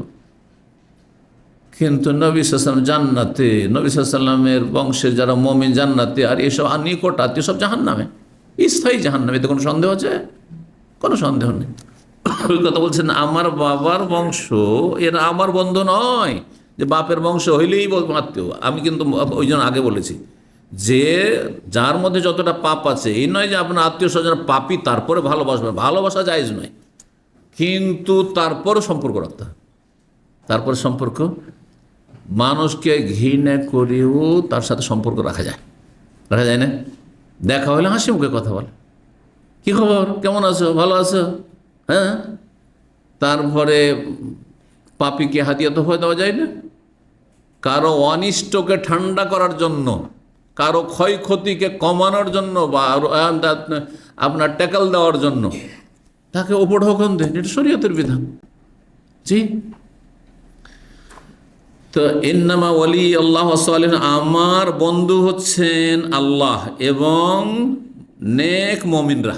শুধু মুমিন মুসলিম বলেননি, ওয়াসালিহিল মুমিন ওয়াসালিহুল মুমিনিন, যারা নেককার ভালো মানুষ, ভালো ইমানদার মানুষ, সৎকর্মশীল, তারা হচ্ছে আমার বন্ধু, তাদের সাথে বন্ধুত্ব থাকবে। আর এই মাপকাঠি যদি থাকে তো এতে শান্তি আছে। আমি আপনাদেরকে বলি যে আমি এই মানহাজে চলার চেষ্টা করি, আমার সেন্টারে যে যত বেশি আসে তার সাথে তত বেশি আমার ভালোবাসা আছে, কারণ আমি দাওয়ার ময়দানের লোক। আজকে বলছেন আমার এক নিকট আত্মীয়কে বলছিলাম যে আমার গ্রামেরও যদি কোনো লোক দামামে থাকে, হ্যাঁ আশেপাশের আছে, গ্রামের না থাকলেও, হ্যাঁ আমার বংশেরও যদি কোনো লোক থাকে, কিন্তু সেন্টারের সাথে তার কোনো সম্পর্ক নেই, দাওয়াতের সাথে কোনো সম্পর্ক নেই, তাকে আলাদা করে বাড়িতে নিয়ে এসে আমি হ্যাঁ খাওয়াবো, এই মানহাজ আমার নেই। তার সাথে একবার আন্তরিকতা আছে, খাতির আছে, এইটা নাই আমার, কিচ্ছু নেই। জি, তার সাথে আত্মীয়তা সম্পর্ক আছে, অথবা এলাকার মানুষ দেখা সাক্ষাৎ হয়তো বহুবার হবে, সেটা ভিন্ন বিষয়। কিন্তু এইখানে করে তাকে স্পেশাল, যেহেতু আপনি এলাকার মানুষ, আসেন, বাসা আসেন, খাওয়া দাওয়া করেন, আসেন, কখনো না, জীবনে করি না। অনেক পয়সাওয়ালারা আছে আমাকে দাওয়াত দিয়ে থাকে, আমি কখনো কারো দাওয়াত নিই না।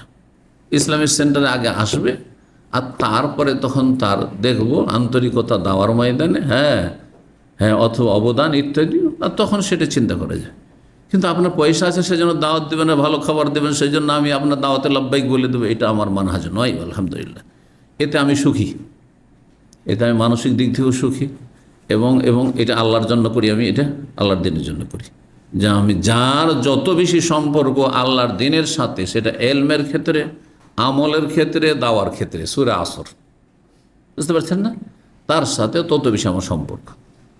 এটা আমার কাছে যারা থাকে তারা ভালো করে জানে, যে যত বেশি সময় দেন এখানে, জাযাকুমুল্লাহ খায়র, সে তত বেশি কাছের আমার।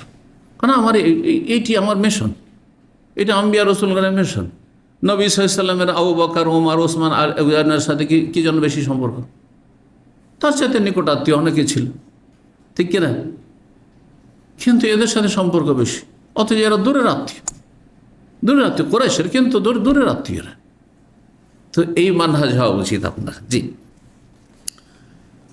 তো তারপরে হাদিস আমর ইবনে আস বলছেন, সামিআতু নবী সাল্লাল্লাহু আলাইহি ওয়াসাল্লাম, নবী সাল্লাল্লাহু বলতে শুনেছি, ওয়ালাকিন লাহুম রাহিমুন, আত্মীয়দের জন্য কি রয়েছে? আত্মীয়তার সুসম্পর্ক রয়েছে। আবুল্লুহা বেবালা আলিহা, হ্যাঁ আত্মীয়, কিন্তু অত দিনদার নয়, অত মোটে দিনদার নয়, তাদের সাথে আত্মীয়তার সম্পর্ক আছে।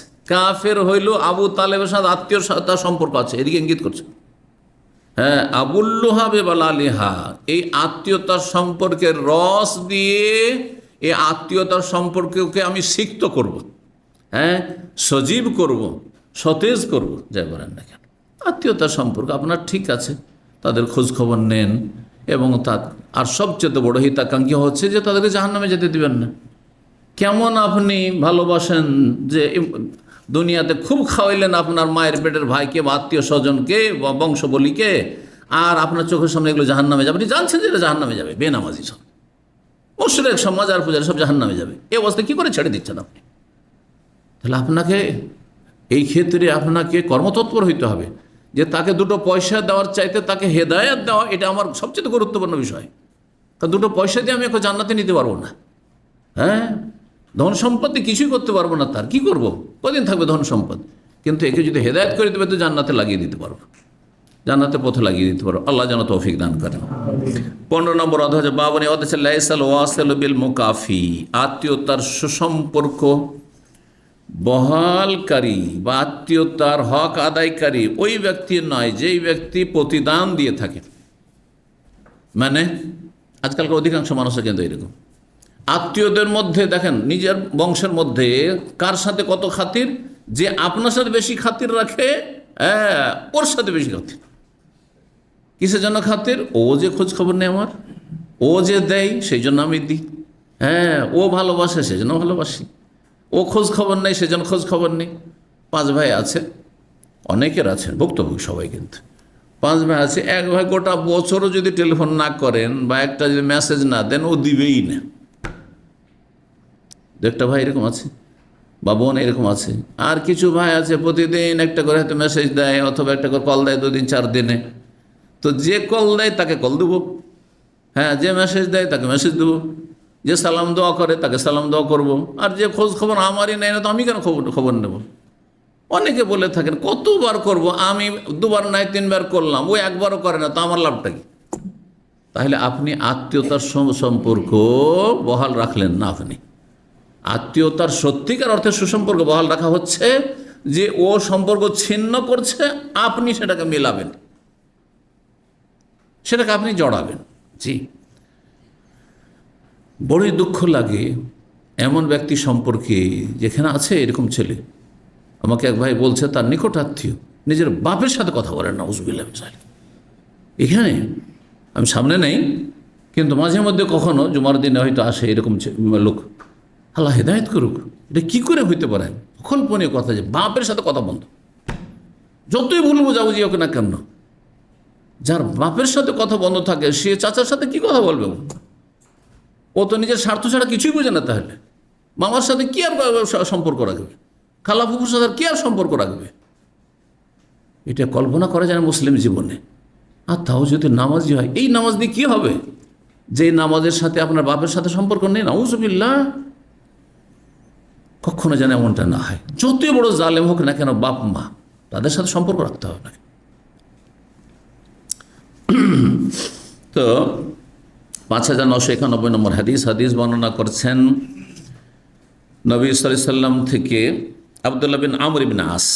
জি, আর সেই হাদিসে কেউ মারফু বর্ণনা করেছেন, কেউ মারফু করেননি, কথা বলছেন হাদিসের সনদ সম্পর্কে। আর তারপরে বলছে লাইসাল ওয়াসিল, নবী সাল্লাল্লাহু আলাইহি ওয়াসাল্লাম বলেন লাইসাল ওয়াসিল বিল মুকাফি, আত্মীয়তার হক আদায় করি ওই ব্যক্তি নয় যেই ব্যক্তি প্রতিদান দিয়ে থাকে। বদলা, সে আমার বিয়েতে এসেছিল আর তারপরে সে এত টাকা দিয়েছিল, লিখে রাখরে যে যত টাকা দিয়েছে তত টাকা দেব, করেছে না বাঙালি জাতি? ওরা কি দিয়েছিল রে, একটু মনে করতো কি দিয়েছিল? যে আমাদের বিয়েতে এসেছিল তখন বলছে ও একটা কি দিয়েছিল, ওই মাইক্রোওয়েভ দিয়েছিল, অথবা ধরেন আর একটু কিছু দিয়েছিল, একটা কেজি দিয়েছিল, ওই কানের দিয়েছিল, আমরা ওইটাই দেবো। যে সমান সমান করে, যে আমার সাথে চলে তার সাথে চলবে, যে চলে না তার সাথে চলব না। এই ব্যক্তি আত্মীয়তার সুসম্পর্ক বহালকারী নয়। কে বহালকারী? বলছে ওয়ালাকিন্নাল ওয়াসিল, সত্যিকার অর্থে আত্মীয়তার সুসম্পর্ক বহালকারী হচ্ছে আল্লাযী ইযা কুতিয়াত রাহিমহু, তার সম্পর্ক যদি ছিন্ন করা হয়, ওয়াসালাহ, সে মিলিয়ে নেয় সেটাকে। আপনি সম্পর্ক রাখবেন না, অথচ আপনি আমার চাচাতো ভাই, আপনি আমার খালা, আপনি আমার ফুফু, আমি রাখবো। আপনি আসার নামাজ রাগ করেছেন, আমি যাব। আপনি টেলিফোন করেন না, আমি টেলিফোন করব।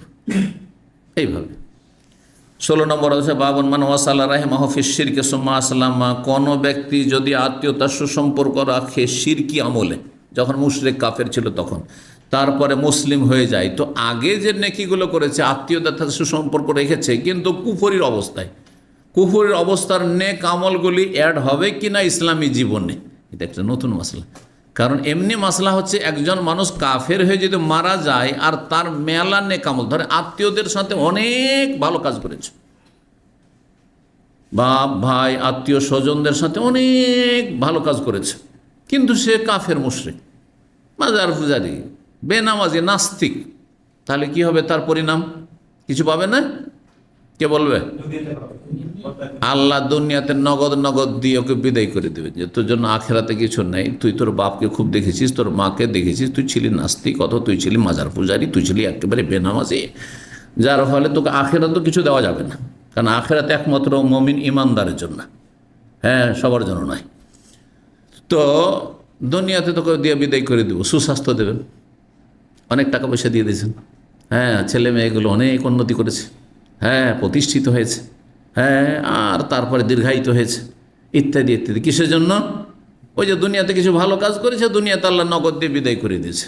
বড় নেতা হয়ে গেছে, এটা চাষির ছেলে গিয়ে এমপি হয়ে গেছে, মিনিস্টার হয়ে গেছে, দাদা বুঝতে পেরেছেন না? তার কিছু ভালো আমল আছে, ওইটা দিয়ে বিদায়। কিন্তু সেই যেহেতু নাস্তিক সেকুলার, সেই জন্য আল্লাহ বলছে তোকে আখেরাতে কিছু দেবো না, দুনিয়া নগদ নিয়ে বিদায়। আর একজন মমিন মানুষ যখন নেক আমল করে তখন আল্লাহ দুনিয়াতেও দেন আর আখেরাতেও দেবেন।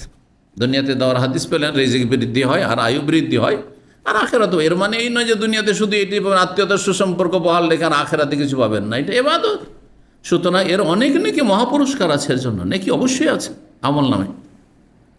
কিন্তু একজন মানুষ জাহিলি যুগে যখন কাফের মুশরিক ছিল, অথবা ধরেন বেনামাজি ছিল, আমাদের মুসলিম সমাজে বেনামাজি ছিল, বা একসময় একবার বেদিন ছিল বা মাজার পূজারি ছিল, তখন অনেক ভালো কাজ করেছে, জনকল্যাণমূলক কাজ করেছে, বাপ মা বংশ আত্মীয় স্বজনকে দেখেছে, কিন্তু এই শিরকি আমলে, কুফরি আমলে। পরে যখন ধার্মিক হইল, তারপরে আগের ওই নেকিগুলো এই এখনকার আমল নামাতে যোগ হবে না, ওগুলো ক্যান্সেল সব, হ্যাঁ, যোগ হয়ে যাবে, যোগ হয়ে যাবে। ওই হাদিস এই কথা বলছেন, কোনো ব্যক্তি আত্মীয়তার সুসম্পর্ক বহাল রাখে শিরকের আমলে, তারপরে ইসলাম গ্রহণ করে, তো আগের আত্মীয়তার সুসম্পর্কের যে নেকিগুলো সেগুলো তার যোগ হবে কিনা। 5992 নম্বর হাদিস। হাদিস বর্ণনা করছেন ওর ইবনে জুবাইর বলছেন, আন্না হাকিমের হেজামিন আখবর, হাকিম বিন হেজাম রাদিয়াল্লাহু সাহাবী তাকে জানিয়েছেন, আন্নাহু কালা ইয়া রাসূলুল্লাহ, তিনি একবার বললেন এই সাহাবী, হে আল্লাহ রসুল, আর আয়তা উমুরান, আচ্ছা বলুন তো বেশ কিছু আমি আমল, উমুরান মানে বেশ কিছু কাজ, নেকির কাজ, কুনতু আতাহান্নাসু বিহা ফিল জাহিলিয়াতি, আমি জাহিলি যুগে মানে যখন অমুসলিম কাফের ছিলাম, মক্কার মুশরিক, সেই যুগে আমি সেগুলি, সেই ইবাদত বন্দিগুলি করেছি। আতাহান্নাস মানে আতাব্বাদ, সেগুলি আল্লাহ সন্তুষ্টির জন্য আমি করেছি, কিন্তু নেক আমলগুলি করেছি। কি কাজগুলি ছিল? মিন সেলাতিন, আত্মীয়দের সাথে সুসম্পর্ক, ও আতাকাতিন, আমি দাস মুক্ত করেছি, গোলাম আজাদ করেছি, ও সাদাকাতিন, অনেক দান সাদকা করেছি, অনেক আছে দান সাদকা করেছি। আমি এরকম ভাই জানি যে এখন পাক্কা সালাফি হয়েছে, মাশাআল্লাহ, পাক্কা সালাফি হয়েছে। এক সময় সে একেবারে নাস্তিক ছিল, একেবারে নাস্তিক ছিল না, আছে কাছাকাছি, মাঝে মাঝে আসে, আমার দর্শা আসে, পাক্কা নাস্তিক ছিল, কিন্তু সেই কালেও ভালো মানুষ ছিল। ও নাস্তিকতার যুগ, আখলাক চরিত্র খুব ভালো ছিল, দান খায়রাত করতো, কিন্তু জনকল্যাণমূলক কাজ, মানুষের উপকার করতে হবে, উপকার করে, কিন্তু আল্লাহ পরকাল এইসব কিচ্ছু ছিল না। একটি বক্তব্য শুধু শুনলো, তওবার বক্তব্য শুনে ইউটার্ন হয়ে গেল, সুবহানাল্লাহ। তাহলে আগে যে আমলগুলি তার নাস্তিকতার যুগে করেছে, এগুলো অ্যাড হবে এখানে, এই যে এই হাদিস আছে। তো এই লোক বলছেন হাকিম বিন হেজাম যে আমি জাহিলি যুগে সেই এবাদতগুলি করতাম। কিসের এবাদত? আত্মীয়তার সুসম্পর্ক বহাল রাখা, অনেক গোলাম আজাদ করেছি, আর অনেক দান সাদকা করেছি। হালকান আলী ফিহা মিন আজরিন, এতে কি কোনো নেকি পাবো? মানে এখন কি ওই নেকিগুলি পাবো না গেছে তো গেছে? তো কোরআনে যা আছে, লাইন আশরাকতা লা ইয়াহবাতা আমালুক, শিরক করলে তোমার আমল ধ্বংস হয়ে যায়। হ্যাঁ, কি উত্তর দেবেন? হ্যাঁ, শিরিক করে মারা গেলে সব শেষ, শিরিক করে মারা গেলে সব শেষ, দুনিয়াতে আখিরাতে আর কিছু পাবেন না। কিন্তু শিরিক করেছেন, ইসলাম গ্রহণ করেছেন, আর তারপরে আগের যে আমলগুলি ছিল সেগুলি তখন সংযোগ হয়ে যাবে, ঠিকই এসে যুক্ত হয়ে যাবে আপনার এই মুসলিম জীবনের নেক আমলের সাথে। তো নবী সাল্লাল্লাহু আলাইহি ওয়াসাল্লামকে জিজ্ঞেস করলেন যে আমার কি কোনো নেকি আছে, কিছু পাবো আল্লাহর কাছে? কালা হাকিম বলেন, কালা রাসূলুল্লাহ সাল্লাল্লাহু আলাইহি ওয়াসাল্লাম, তখন জবাবে বলেন, আসলামতা আলা মা সালাফা মিন খাইর, অতীতে যে কল্যাণগুলি কাজ করেছে, কল্যাণমূলক কাজ করেছে, সেগুলির ওপরেই তুমি ইসলাম গ্রহণ করেছো, মানে সেগুলি নিয়েই তুমি ইসলামে এসেছো, বুঝছেন না? যেমন এমনি দাম অনেক কিছু ইনকাম টিনকাম করে অনেক মাল সামান কিনেছেন, আর কেনার পরে ট্রান্সফার হয়ে গেলেন মক্কা এখান থেকে, তো এখান থেকে মাল সামানগুলো নিয়ে যাবেন না? ঠিক ওই রকমই যেমন জাহিলি যুগ থেকে যখন আপনি ট্রান্সফার হয়ে আসলেন ইসলামে, তখন আগের নেক আমলগুলি আপনি সাথে নিয়ে আসতে পারেন। আসলাম, তা তুমি ইসলাম গ্রহণ করেছো, আলামা সালাফ মিন খাইর, যেসব কল্যাণমূলক কাজগুলি অতীত করেছো তার সাথেই বা তার উপরেই।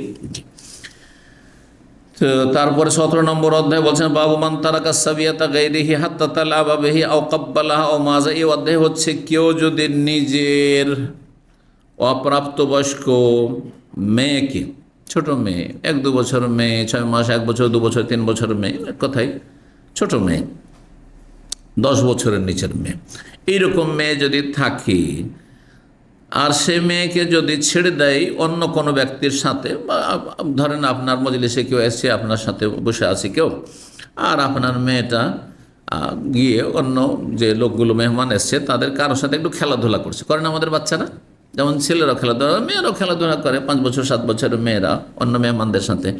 হাত্তা তালাবাহি, যদি ওই ব্যক্তি যে এসেছেন তার সাথে খেলাধুলা করে, আও কাব্বালাহা, অথবা যেই ব্যক্তি অতিথি আপনার এসেছেন তিনি আপনার ওই মেয়েটিকে 5 বছর, 3 বছর, 4 বছর মেয়েকে যদি চুমু দেয়, আও মাজা, অথবা তার সাথে রসিকতা করে, হ্যাঁ, হাসি খুশি করে, তো এটা জায়েজ কিনা? জায়েজ, অসুবিধা নেই।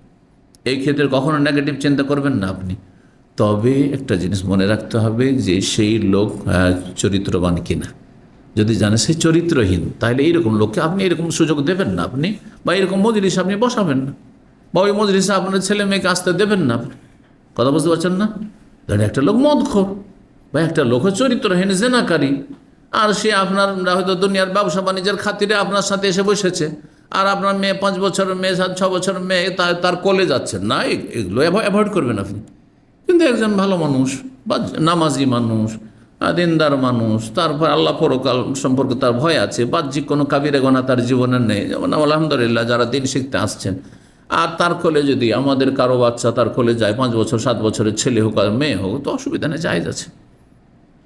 এটাকে খারাপ ভাবার কোনো সুযোগ নেই। কিন্তু কিছু কিছু জাতির ট্রেডিশন আছে, নাম বলছি না আমি, অনেকে এটাকে খারাপ দৃষ্টিতে দেখে। সুতরাং সেই জাতি সম্পর্কে আপনাকে জানতে হবে যে ওদের বাচ্চাদের ওই কোলে নিতে যাবেন না, আর ওই চুমু দিতে যাবেন না, আদর করতে যাবেন না, আলিঙ্গন করতে যাবেন না। বুঝতে পারছেন না? জি, এখানে আপনাকে অবশ্যই জ্ঞানী হইতে হবে, অবশ্যই জ্ঞানী হইতে হবে, না হলে হিতে বিপরীত হবে। করেছেন আদর, আর ও কি ভেবে বসে থাকলো, আর হয়তো আপনাকে ফাঁসিয়ে দিল কোনো একটা ঝামেলায়। 5993 নম্বর হাদিস মানে উম্মে খালেদ বিনতে খালেদ বিন সঈদ কাল, তিনি আতাই তো রাসূলুল্লাহ সাল্লাল্লাহু আলাইহি ওয়াসাল্লাম। এই হাদিস একবার এসেছে কিন্তু, বা একাধিকবার এসেছে। রাসূলুল্লাহ সাল্লাল্লাহু আলাইহি ওয়াসাল্লাম, আমি আসলাম আমার আব্বার সাথে, ছোট্ট মেয়ে, বলছেন ও আলাইয়া কামিসুন আসফার, সেই সময় আমার শরীরে একটি হলুদ রঙের জামা ছিল। হলুদ রঙের জামাটি বেশ দেখতে সুন্দর ছিল, ছোট্ট মেয়ে, 2-4-5 বছরের মেয়ে। ফাকালা রাসূলুল্লাহ সাল্লাল্লাহু আলাইহি ওয়াসাল্লাম, তখন বললেন সানা সানা, ও কত সুন্দর, কত সুন্দর, মানে জামাটি বেশ সুন্দর। কাল আবদুল্লাহ বললেন, এখানে আবদুল্লাহ ওই যে ইমাম বুখারী রাহিমাহুল্লাহর ওস্তাদের ওস্তাদ আব্দুল মুবারক, ইমাম আবদুল্লাহ ইবনুল মুবারক, প্রখ্যাত ইমাম, আমিরুল মুমিনিন ফিল হাদিস বলা হয়েছে, অনেক বড় ইমাম ছিলেন তিনি। ইমাম বুখারীর উপাধি হচ্ছে হাদিসের আমিরুল মুমিনিন, আর ইমাম আবদুল্লাহ ইবনুল মুবারকের উপাধি হচ্ছে আমিরুল মুমিনিন ফিল হাদিস। এবং ইমাম আবদুল্লাহ মুবারক খুব ধনাঢ্য ব্যক্তি ছিলেন, এই গরিব আলেমদের মতো ছিলেন, অনেক ধনী আলেম ইমাম ছিলেন। 1 বছর তিনি জিহাদে মুজাহিদিনদেরকে সমস্ত খরচ খরচা দিয়ে নিয়ে যেতেন। 1 বছর শত শত হাজিদেরকে হজের পুরো খরচ প্যাকেজ দিয়ে হজে নিয়ে আসতেন। সুবহানাল্লাহ। জি, অথচ তিনি বাস করতেন আফগানিস্তান থেকেও দূরে, মরো বলে একটি জায়গা, ইরান আর আফগানিস্তানের পরের এলাকা, ওইসব এলাকা থেকে তিনি হজে নিয়ে আসতেন। জি, তো আলেম ওলামাদের মধ্যে, আইম্মা ইকরামদের মধ্যে এরকম লোক ছিল, এরা আমাদের আদর্শ। সবাই আদর্শ হইতে পারেন না। আজকালকার অধিকাংশ আলেমরা কৃপণ, রাগ করবেন না আলেমরা, কিন্তু আমার এই কথা শুনে আলেমরা শুধু নিতে চায়, দিতে চায় না। দাওয়ার কাজ আপনাকে টাকা দিয়ে করতে হবে, আর বক্তাকে শুধু টাকাই নিতে হবে, আপনার শাইখকে শুধু টাকাই নিতে হবে, ওকে ডোনেশন করতে হবে না। কথা বলছেন না? বলছেন না? কিন্তু না, জমা পড়াবো 20,000 লাগবে। কেন? আপনি জমা পড়াইলে ফ্রি, আপনি খরচ দিবেন জমা পড়ার, ওনাকে পয়সা দিতে হবে, ওনার কোনো অবদান রাখতে হবে না। তো এইসব বিষয়গুলি আল্লাহ যেন বুঝার আলেম সমাজকে তৌফিক দান করে। এমন আলেম, আদর্শ আলেম, যেই ব্যক্তি পরের পয়সার দিকে দেখে না, বরং সেও, ওরা যখন পয়সা দিয়ে জান্নাতে যেতে চায়, আমিও পয়সা দিয়ে জান্নাতে যেতে চাই। আপনার জান্নাতের প্রয়োজন আছে, আমার নেই, এই বিষয়টি বুঝার দরকার আছে সকল স্তরের মানুষকে। তো আব্দুল মুবারক রাহমাহুল্লাহ বলছেন ওয়াহিয়াবিল হাবাসিয়া, এই শব্দটি সানা সানা কিন্তু আরবি শব্দ নয়, হাবসি ভাষা, আবে সেনিয়ার ভাষা। এর মানে হচ্ছে হাসানা হাসানা, মানে খুব সুন্দর, খুব সুন্দর, খুব চমৎকার, খুব ভালো। তো যেমন আমরা বলি ও মাশাল্লাহ এত সুন্দর পোশাক। জি। কালাত, সে মেয়েটি বড় হওয়ার পরে হাদিস বর্ণনা করেছে, ফাজাহাব তো আল আবু, ছোট মেয়ে 4-5 বছরের মেয়ে হয়তো, বলছেন আমি তখন খেলা করতে শুরু করলাম বে খাতামিন নবুয়াতে, নবী সাল্লাল্লাহু আলাইহি মোহরে নবুয়াত, যে পিঠে একটু উঁচা আপনার হয়েছিল একটা গোস্তের পিণ্ডের মতো, আর সেটা নবী সাল্লাল্লাহু আলাইহি সাল্লামের নবী হওয়ার আলামত ছিল শরীরে, যেটাকে কি বলা হয় মোহরে নবুয়াত বলা, খাতামে নবুয়াত। ফাজাবারানি আবি, আমার আব্বা আমাকে দেখে একটু ধমক দিলেন বা টেনে নিলেন, যে নাই নবী সাল্লাল্লাহু আলাইহি ওয়াসাল্লামের গায়ে হাত দিচ্ছেন আর ওইটা নিয়ে খেলা করতে যাচ্ছেন। বাচ্চারা কি করে, কোনো জায়গায় দেখুন বাচ্চারা যদি আপনার কোনো জায়গাতে দেখে একটু গর্ত আছে ওইখানে হাত আঙুল ঢুকাবে, করবে না করবেন না? যদি দেখে যে কোনো জায়গায় তোমার চাহ আছে তো ওইটাই নিয়ে নাড়াচাড়া করবে। আপনার ছেলে মেয়ে আপনার কান ধরে খেলাধুলা করে না করে না? তো খেলতে মজা লাগে বাচ্চাদেরকে। তো এইরকমই শুরু করেছে এই মেয়েটি। ফাকাল রাসূলুল্লাহ সাল্লাল্লাহু আলাইহি ওয়াসাল্লাম, বললেন দাহা, ওর আব্বাকে বলছে ছেড়ে দাও, ও খেলা করতে দাও ওকে। তাই নবী সাল্লাল্লাহু আলাইহি সাল্লামের শরীরে খাতমে নবুয়াত বা মোহরে নবুয়াত নিয়ে খেলা করছে এই মেয়েটি। সুম্মা কাল রাসূলুল্লাহ সাল্লাল্লাহু আলাইহি ওয়াসাল্লাম, তাকে ওই যে জামাটি দিয়েছিলেন, কিন্তু অন্য হাদিসে রয়েছে জামা দিয়েছিল রাসূলুল্লাহ সাল্লাল্লাহু আলাইহি ওয়াসাল্লাম, আর তাকে দুয়া দেন আবলি ও আখলেকি, এটা দীর্ঘদিন তুমি পরিধান করো এবং এটাকে তুমি পুরাতন করে দাও, মানে দীর্ঘায়িত হও। ভাব অর্থ হচ্ছে আল্লাহ তোমার হায়াতকে দীর্ঘায়িত করে বৃদ্ধি করুক। সুম্মা আবলি ও আখলেকি, সুম্মা আবলি ও 3বার করে দোয়া দিয়েছেন। আর দোয়া দেওয়ার ক্ষেত্রে উত্তম হচ্ছে, বা দোয়া করার ক্ষেত্রে উত্তম হচ্ছে কোনো দোয়া 3বার করে করা। যদি আপনি দোয়া করেন রব্বানা আতিনা ফিদ দুনিয়া হাসানা ওয়া ফিল আখিরাতি হাসানা ওয়া কিনা, 3বার করে পড়বেন। হ্যাঁ, যে কোনো দোয়া, রব্বি হাবলি মিনাস সালিহিন, রব্বি হাবলি মিনাস সালিহিন, রব্বি হাবলি মিনাস সালিহিন, হ্যাঁ, রব্বির হামহুমা কামা রব্বায়ানি সাব্বির হামা কামা রব্বায়ানি রব্বির হামা কামা, এটি হচ্ছে নবী সাল্লাল্লাহু আলাইহি ওয়াসাল্লামের সুন্নাহ। তো এদের দোয়া কবুলের বেশি চান্স থাকে। কাল আব্দুল্লাহ বলছেন বাকি হাত্তা জকিরা, এই মেয়েটি বড় হয়ে অনেক আয়ু পায়, আর জামাটিও দীর্ঘদিন তার শরীরে থাকে। জামাটিও বড় হওয়ার পরেও ছিল তার গায়ে, ইয়ানি মিন বাকা ইহা, শুধু জামাটির নয়, উদ্দেশ্য এখানে তার দীর্ঘায়িত হওয়া, মানে এই মেয়েটি অনেক আয়ু পেয়েছিল, এ কথা বলতে চাইছেন। তারপরে 18 নম্বর অধ্যায় বলছে বাবু রাহমাতিল ওয়ালাদি ওয়া তাকবিলিহি ওয়া মুআনাকাতিহি, আগেরটিতে ছিল অন্যের ছেলে মেয়ে, কচি কাঁচা ছেলে মেয়েকে আদর স্নেহ করা, এটা জায়েজ, কিন্তু সেখানে যেন ফিতনার আশঙ্কা না থাকে, অথবা অসৎ লোকের হাতে আপনি বাচ্চাদেরকে তুলে দেবেন না বা তার সামনে নিয়ে যাবেন না। আপনি ভালো মানুষ হলে অসুবিধা নেই। আর এটা হচ্ছে নিজের সন্তান সন্ততির ক্ষেত্রে, নিজের সন্তান সন্ততি অথবা ছেলে মেয়ের ওপর মায়া করা, রহমত মানে দয়া মায়া করা, ও তকবিলি ছেলে মেয়েদের ছেলে মেয়ের নাতিনদেরকে চুমু দেওয়া, ও মানাকাতিহি তাদের সাথে কোলাকলি করা বা আলিঙ্গন করা, জড়িয়ে ধরা, এগুলো ভালো। হ্যাঁ, মায়া প্রকাশ করা ভালো জিনিস, প্রশংসনীয়। সাবেতুল বনানি বর্ণনা করছেন তাবি আনাস রাদিয়াল্লাহু তাআলা আনহু, তিনি বলেন আখাযান নবী সাল্লাল্লাহু আলাইহি ওয়াসাল্লাম ইব্রাহিম, নবী সাল্লাল্লাহু আলাইহি ওয়াসাল্লাম ইব্রাহিম, রাসূলুল্লাহ সাল্লাল্লাহু আলাইহি ওয়াসাল্লামের ছেলের নাম যে ইব্রাহিম ছিল, সে ইব্রাহিমকে করে নিলেন তার মৃত্যুর পূর্ব মুহূর্তে যখন মারা যাচ্ছিল। ফাকাব্বালহু, তারপরে তাকে চুমু দিলেন, ওয়াসাম্মাহু, এবং তার ঘ্রাণ নিয়েছেন, মানে এখন ছোট বাচ্চাদেরকে শুধু চুমু দেন, অনেক সময় করেন, এরকম করেন না, মনে হচ্ছে ঘ্রাণ নিচ্ছেন আপনি, এটাও আদর একটা। জি, তো ঠিক, কখনো চুমু, কখনো এমনি মুখটা লাগাচ্ছে, মানে তার সেন্ট নিচ্ছেন, মনে হচ্ছে ভালো লাগছে আপনাকে, যে এটা হচ্ছে আদর। 5994 নম্বর হাদিস বর্ণনা করছেন ইবনে আবি ইয়াকুব ইবনে আবি নম থেকে, আলা কুনতু শাহিদান লি ইবনে ওমর, আমি উপস্থিত ছিলাম আব্দুল্লাহ বিন ওমরের কাছে, ওয়া সালাহু রাজুলুন আন দামিল বাউজ, হজের মৌসুম ছিল, মেনার ঘটনা। আর আব্দুল্লাহ বিন ওমর রাদিয়াল্লাহু তাআলা আনহু অনেক বয়স পেয়েছিলেন, এবং সাহাবায়ে কেরামদের মধ্যে তিনি সবচেয়ে সিনিয়র তার যুগে সাহাবী ছিলেন। যখন তিনি দীর্ঘায়িত হলেন, অন্যান্য আরও যারা বড় বড় সাহাবায়ে কেরাম ছিলেন তারা মারা গেছিলেন। ইবনে ওমর রাদিয়াল্লাহু তাআলা আনহুকে এক লোক জিজ্ঞাসা করলো মাসলা, কি সম্পর্কে?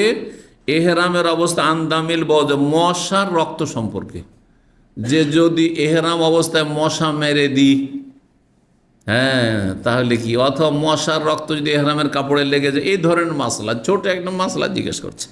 কিসের রক্তের কথা? মশা, বাউজ মানে মশা, মশার রক্তের কথা। ফাঁকালা, তখন জিজ্ঞেস করলো, মিম্মান আন্তা, তুমি কোথা থেকে, মানে কোন দেশ থেকে এসছো, কোন অঞ্চলের মানুষ? ফাঁকালা, তখন সে বলল, মিন আহলিল এরাক, আমি এরাকের অধিবাসী, এরাক থেকে এসেছি। আর তার যে আক্ষেপ, দুঃখ ইরাকের কপটদের ওপর, গাদ্দারদের ওপর, যারা রাসূলুল্লাহ সাল্লাল্লাহু আলাইহি ওয়াসাল্লাম প্রিয় নাতি হুসাইন রাদিয়াল্লাহু তাআলা আনহুকে বস্তা ভরা চিঠির ওপরে চিঠি, চিঠির ওপরে চিঠি, আসেন আসেন আসেন, আপনি আসেন, আপনি আমাদের খলিফা হবেন, আর এই ইয়াজিদকে আমরা প্রতিহত করব, ইয়াজিদের বিরুদ্ধে আমরা লড়াই করব, তাকে তার শাসন ক্ষমতা চাই না, জালেমকে চাই না, ইত্যাদি সব কথা। কিন্তু যখন একটু ভয় ভীতি দেখানো হইল, তখন মুহূর্তের মধ্যে পাল্টিয়ে গেল। সন্ধ্যাবেলা ছিল হুসাইন রাদিয়াল্লাহুর পক্ষে, আর রাতের অন্ধকারে সকালবেলায় সে হুসাইন রাদিয়াল্লাহু তাআলা আনহুকে কারবালায় তারাই খুন করেছিল, তারাই খুন করেছিল ইয়াজিদের সেনাবাহিনীতে সামিল হয়ে। এ হচ্ছে গাদ্দার। যখন খুন করলো এই ইরাকের লোকেরা, চোরের মায়ের বড় গলা, ওইটাই হয়েছে। তখন এখন জাতি তো বুঝবে যে খুন করেছে কে, ইরাকিরা, ওই শিয়ারা। তখন তারা মাতম করা শুরু করলো, হ্যাঁ, মাতম করা শুরু করলো, যাতে করে চোর ধরা না পড়ে, খুনি ধরা না পড়ে। আর এই মাতম এখন পর্যন্ত চলতে আছে, 10 মুহররমের মাতম চলতে আছে, বুঝতে পারছেন না? এই হলো অবস্থা, এটা হচ্ছে ঘটনা। খনি ওরাই, শিয়ারাই খুন করেছে। আর শিয়া মানে ওই ইরাকের যে ওই যুগের শিয়ারা, এদের পূর্বপুরুষরাই। জি, আর তখনকার ইরাক মানে অখণ্ড, ইরাক ইরান একটাই ছিল তখন, কিন্তু ইরাকের ভাষাও ফার্সি ভাষা ছিল, আর তারপরে সংকুচিত হয়ে ইরানের ভাষা ফার্সিতে গেছে, আর ইরাকের ভাষা মাতৃভাষা আরবি হয়ে গেছে, এটুকু শুধু পরিবর্তন হয়েছে। তো এই কথা শোনার পরে যে ইরাক থেকে এসছি, আর কিসের মাসলা জিজ্ঞেস করছে? মশার রক্তের কথা। মশার রক্ত যদি লেগে যায় তাহলে কি হবে, অথবা মশা যদি মেরে ফেলি এহরাম অবস্থায়, তো কি হবে, কোনো কাফারা ফিদিয়া দিতে হবে নাকি, দম দিতে হবে? কালা অনুজোর এলা হাজার, দেখো দেখো, একে দেখো, বৃদ্ধ মানুষ, রাদিয়াল্লাহু তাআলা আনহু, ওমর রাদিয়াল্লাহু তাআলার ছিলেন, সিনিয়র সাহেব, বলছে অনুজোর এলা হাজার, দেখো এই লোককে, ইরাকি লোকটিকে দেখো, ইয়াসআলুন আন দামিল বাউজ, মশার রক্তের মাসলা আমাকে জিজ্ঞেস করছে। ওয়াকাদ কাতালু ইবনান নবী সাল্লাল্লাহু, অথচ নবী সাল্লাল্লাহু আলাইহি ওয়াসাল্লামের সন্তানকে হত্যা করেছেন। আল্লাহু আকবার। তো নাতিকে সন্তান কোরআন হাদিসের ভাষায় বলা যায়। জি,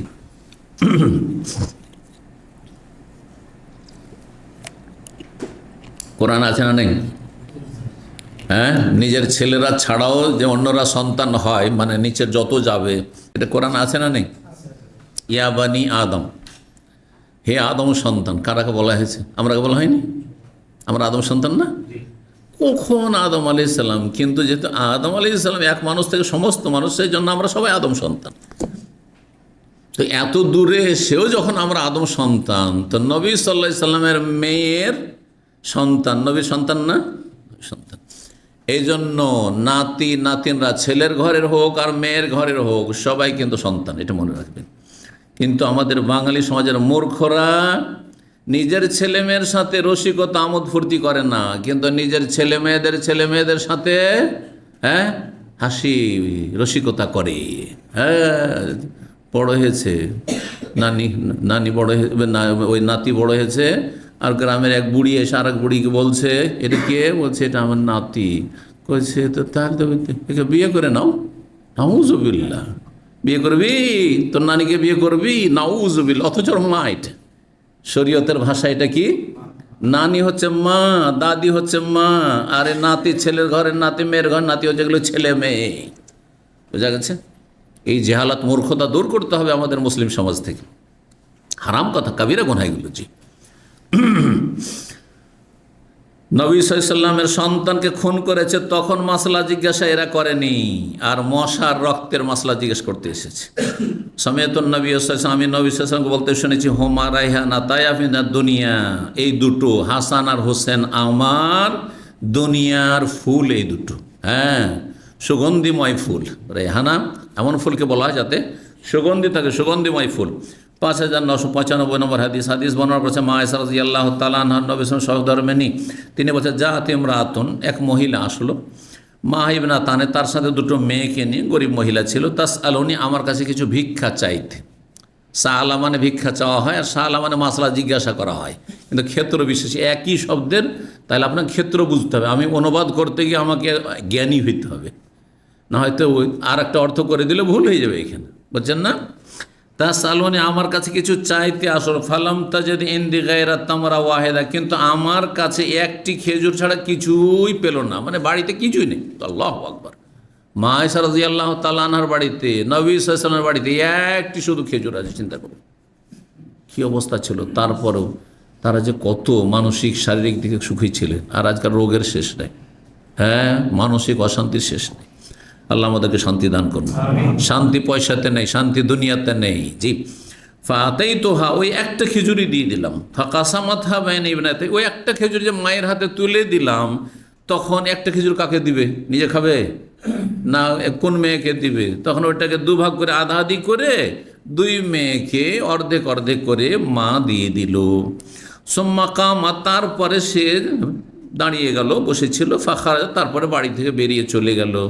তারপরে নবী সাল্লাল্লাহু আলাইহি ওয়াসাল্লাম বাড়িতে আসলেন, ফাহাদ্দাসত, তখন এই ঘটনা বর্ণনা করলাম যে আজকে মায়ের মায়া দেখলাম, মাকে যে কত ক্ষুধা লেগে আছে চিন্তা করুন, কিন্তু ওই একটি খেজুর মুখে না দিয়ে ওই দুটো মেয়েকে আধখান করে ভেঙে আধা আধি করে ভেঙে দিয়ে দিল। আল্লাহ, ঘটনার নবী সাল্লাল্লাহু আলাইহি ওয়াসাল্লামের কাছে বর্ণনা করলাম। মা আয়েশা বলছেন, ফাকালা, তখন বলেন, মাইয়ালিহা মিন হাযিহিল বানাতে শাইআন, কেউ যদি এই মেয়েদের অভিভাবকত্ব করে, মানে দেখাশোনা করে, প্রতিপালন করে, মাইয়ালি যদি হয়, এখানে এলি আছে, অন্যের রয়েছে মানব তুলিয়া মিন হাযিহিল বানাতে, কাউকে যদি আল্লাহ পরীক্ষা করেন এই কন্যা সন্তান দিয়ে, ছেলে সন্তানও পরীক্ষা, কিন্তু ছেলে সন্তানের চাইতে বেশি কঠিন পরীক্ষা হচ্ছে মেয়ে সন্তান। কারণ ছেলে সন্তান নিয়ে আপনি ভবিষ্যতের মেলা চিন্তা করছেন, আমার বার্ধক্যের এটা লাঠি হবে, আমার ছেলেটা আমার সংসারের হাল ধরবে,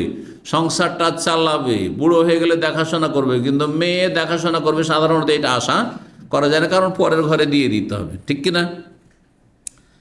এই জন্য মেয়ের প্রতিপালনের বেশি ফজিলত রয়েছে। আল্লাহ যদি কাউকে পরীক্ষা করেন এই মেয়েদের কিছু দিয়ে, একটি মেয়ে দিয়ে, দুটি দিয়ে, তিনটি দিয়ে, ফা আহসানা ইলাইহিন্না, তাদের সাথে সদ আচরণ করে, তাহলে মেয়েদেরকে আবার কি করতে হবে? আদর স্নেহ করতে হবে, ভালো প্রতিপালন করতে হবে, ঈমান ইসলামী তরবিয়ত করতে হবে। আর যদি দুর্ব্যবহার করেন, ছেলে আছে মেয়ে আছে, ছেলেকে খুব আদর যত্ন করছেন না, মেয়েটাকে চোখে দেখতে পারেন না আপনি, তাহলে জাহান্নামে যেতে হবে। এই মেয়ে আপনার জাহান্নামের কারণ হয়ে যাবে, বুঝছেন না। মন চাই না, হ্যাঁ, তাহলে জাহান্নামে যেতে হবে। হয়তো খাওয়াচ্ছেন আপনি একটু মায়াতে, কিন্তু ছেলে কেন হইলো না, মেয়ে কেন হইলো, মনটা চাই না, আমার মন অসন্তুষ্ট, জাহান্নামে যেতে হবে। জি, আল্লাহ যদি পরীক্ষা ফেলেন মেয়ে দিয়ে, আর তাদের সাথে সৎ ব্যবহার করেন, তাদের ভালো প্রতিপালন করেন, কুন্না লাহু সিতরা মিনান নার, তাহলে এ মেয়েগুলি তার জাহান্নামে যাওয়া থেকে প্রতিবন্ধক হয়ে দাঁড়াবে। আল্লাহু আকবার। জাহান্নামের সামনে, আল্লাহর সামনে দাঁড়াবে, আল্লাহ আমার আব্বাকে জান্নাতে নিয়ে যাবো, জাহান্নামে নিতে দেবো না, আমার মাকে জাহান্নামে নিতে দেবো না। জি, এই ফজিলত রয়েছে। 5996 নম্বর হাদিস বর্ণনা করেছেন আবু কাতাদা, তিনি বলছেন নবী সাল্লাল্লাহু আলাইহি ওয়াসাল্লাম বেরিয়ে আসলেন একবার মসজিদে, আর ওমামা বিনতে আবুল আসের মেয়ে ওমামা, নবী সাল্লাল্লাহু কে ছিল? হ্যাঁ, কে বলতে পারে? আবুল আসের মেয়ে ওমামা আল্লাহ আতিকিহি, নবী সাল্লাল্লাহু আলাইহি ওয়াসাল্লামের কাঁধের ওপর ছিল, কাঁধে করে নিয়ে আসছে। ফাসাল্লা, ওকে কাঁধে নিয়ে নামাজ পড়েন, হ্যাঁ, কাঁধে নিয়ে এইভাবে বসিয়ে হোক আর এই কাঁধে একদিকে হোক নিয়ে নামাজ পড়লেন।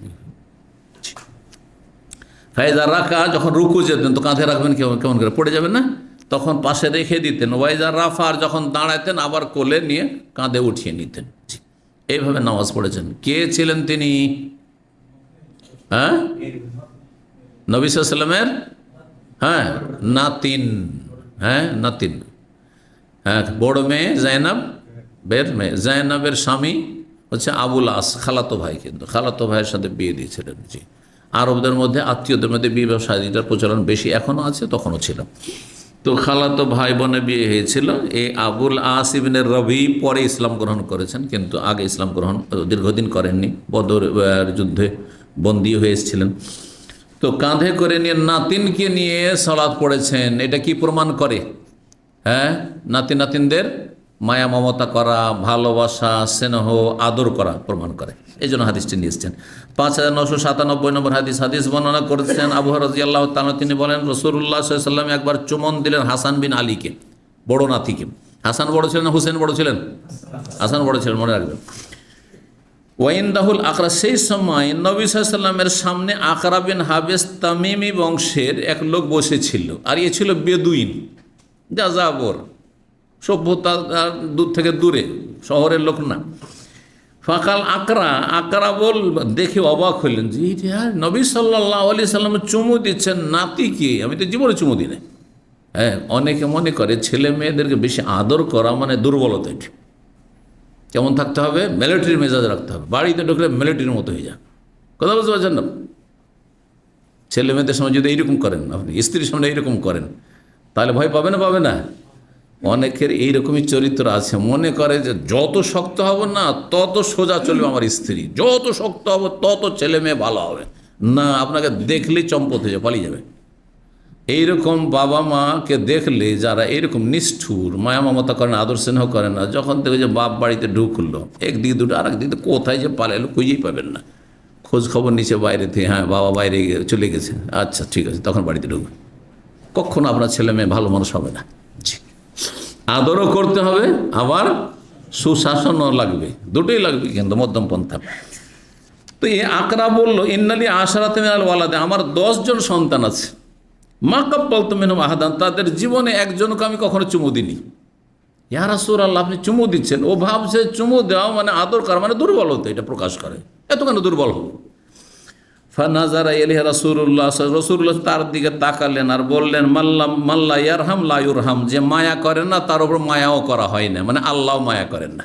যে রহম করবে না, দয়া করবে না, মায়া করবে না, আল্লাহ তারও দয়া মায়া করবেন না। 5998 নম্বর হাদিস বর্ণনা করছেন মা আয়েশা রাদিয়াল্লাহু তাআলা আনহা বলছেন, একজন বেদুইন আসলেন নবীর কাছে, আর আসার পরে জিজ্ঞেস করছে, ও দেখছে মদিনায় যে সাহাবাই কেরামগণ বা নবী সাল্লাল্লাহু আলাইহি ওয়াসাল্লাম কচি কাচাদেরকে আদর করছেন, চুমুন দিচ্ছেন।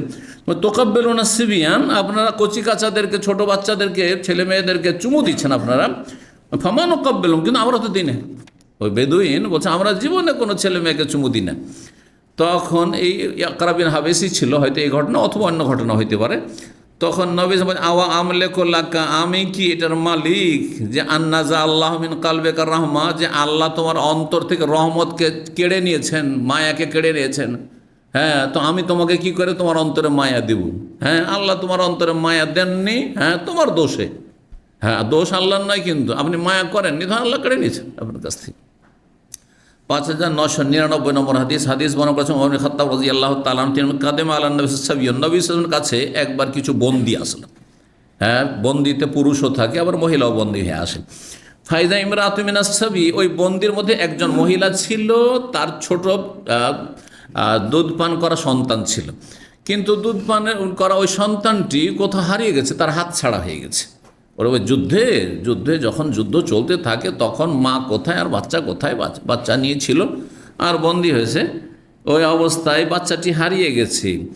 আর তার বাচ্চা হারিয়ে যাওয়ার পরে দুধ, যেসব মহিলাদের হ্যাঁ বা দুধ হয়, মানে বাচ্চা ছোট আছে 2 বছরের মধ্যে, অনেকের এত বেশি দুধ আসে যে দুধ মানে সামলাতে পারছে না। এখন এই দুধ নিয়ে থাকাটাই কঠিন হয়ে যাবে যদি বাচ্চা দুধ না পান করে। তখন সে মহিলা কি করলো, তাহলে বসাদিয়া তাসকি, তখন তার দুধ দহন করে ওই যার বাচ্চা পায়, ছোট ছোট শিশু আরও আছে, অন্য কারো হয়তো আছে বন্দিতে, সেই শিশুগুলোকে পান করাতে শুরু করেছে। ইজা ওয়াজাদাত সাবিয়ান ফিস সাবি আখাযাতহু, যে কোনো শিশুকে পাচ্ছিল সে মহিলা বন্দির মধ্যে, তাকে কোলে নিয়ে নিচ্ছিল, ফালসাকাতু বেবাত নেয়া, তার পেটের সাথে জড়িয়ে ধরছিল, আর তাকে স্তন্যদান করা শুরু করতো, আর দুধ পান করাতে শুরু করেছে। যাকে পায়, যে বাচ্চা পায়, অন্যেরও বাচ্চা দুধ পান করাতে লাগে, আর তলাশ করে নিজের বাচ্চা, যে কোনটা আমার বাচ্চা, কোনটা আমার বাচ্চা, কোথায় আছে। ফাকাল আলা নবী সাল্লাল্লাহু আলাইহি ওয়াসাল্লাম, নবী সাল্লাল্লাহু আলাইহি ওয়াসাল্লাম এই দৃশ্য দেখার পরে বলে, আতরাউনা হাযিহি তারিহাতান ওয়ালাদা ফিন্নার, আচ্ছা বলো তো এই মহিলা যে তার শিশুকে, এই যে দুধ পান করা শিশুকে এইভাবে যে তলাশ করছে আর পাচ্ছে না, অন্যের বাচ্চাকে দুধ পান করাচ্ছে আর মরিয়া হয়ে তলাশ করছে, এর নিজের বাচ্চাকে আগুনে ফেলতে পারবে? ওকে যদি বলা হয় তোমার বাচ্চাটাকে আগুনে ফেলতে হবে, ফেলবে? কোনো মা ফেলবে? কত মায়া তাহলে মায়ের ছেলে মেয়েদের ওপর। কুলনাল্লাহ, সাহাবীরা বলেন না, কখনো পারবে না, কারণ এ তো মরিয়া হয়ে খুঁজছে আমার বাচ্চাটাকে কোথায় পাবো, আমি দুধ পান করাবো, কখনোই আগুনে ফেলতে পারে না। ওয়াহিয়া তাকদেরু আলা আল্লাহ তাতরাহ, যদি তার পক্ষে সম্ভব হয় যে আমি আমার বাচ্চাকে আগুন থেকে রক্ষা করো, আগুনে যে পড়তে দেব না, তাহলে আগে বাচ্চাকে বাঁচাবে, তারপর নিজের জীবন নিয়ে চিন্তা করবে, ঠিক কিনা? ছোট বাচ্চাদের বিশেষ করে। ফাকালা, এই উদাহরণ দিয়ে নবী সাহেব বললেন, লাল্লাহু আরহামু বিইবাদি মিন হাযি বিওয়ালাদিহা, আল্লাহ রাব্বুল আলামিন এই মহিলা যে যতটা তার সন্তানের জন্য মায়া মমতা করছে তার চেয়ে বেশি অতি দয়ালু আল্লাহ রাব্বুল আলামিন। কার উপর? বান্দার উপর। কিন্তু কোন বান্দা? মুমিন বান্দার উপর। আখিরাতের রহমত আল্লাহর মুমিনের সাথে খাস, কাফের পাবে না। কাফের জন্য জান্নাতকে হারাম করা হয়েছে।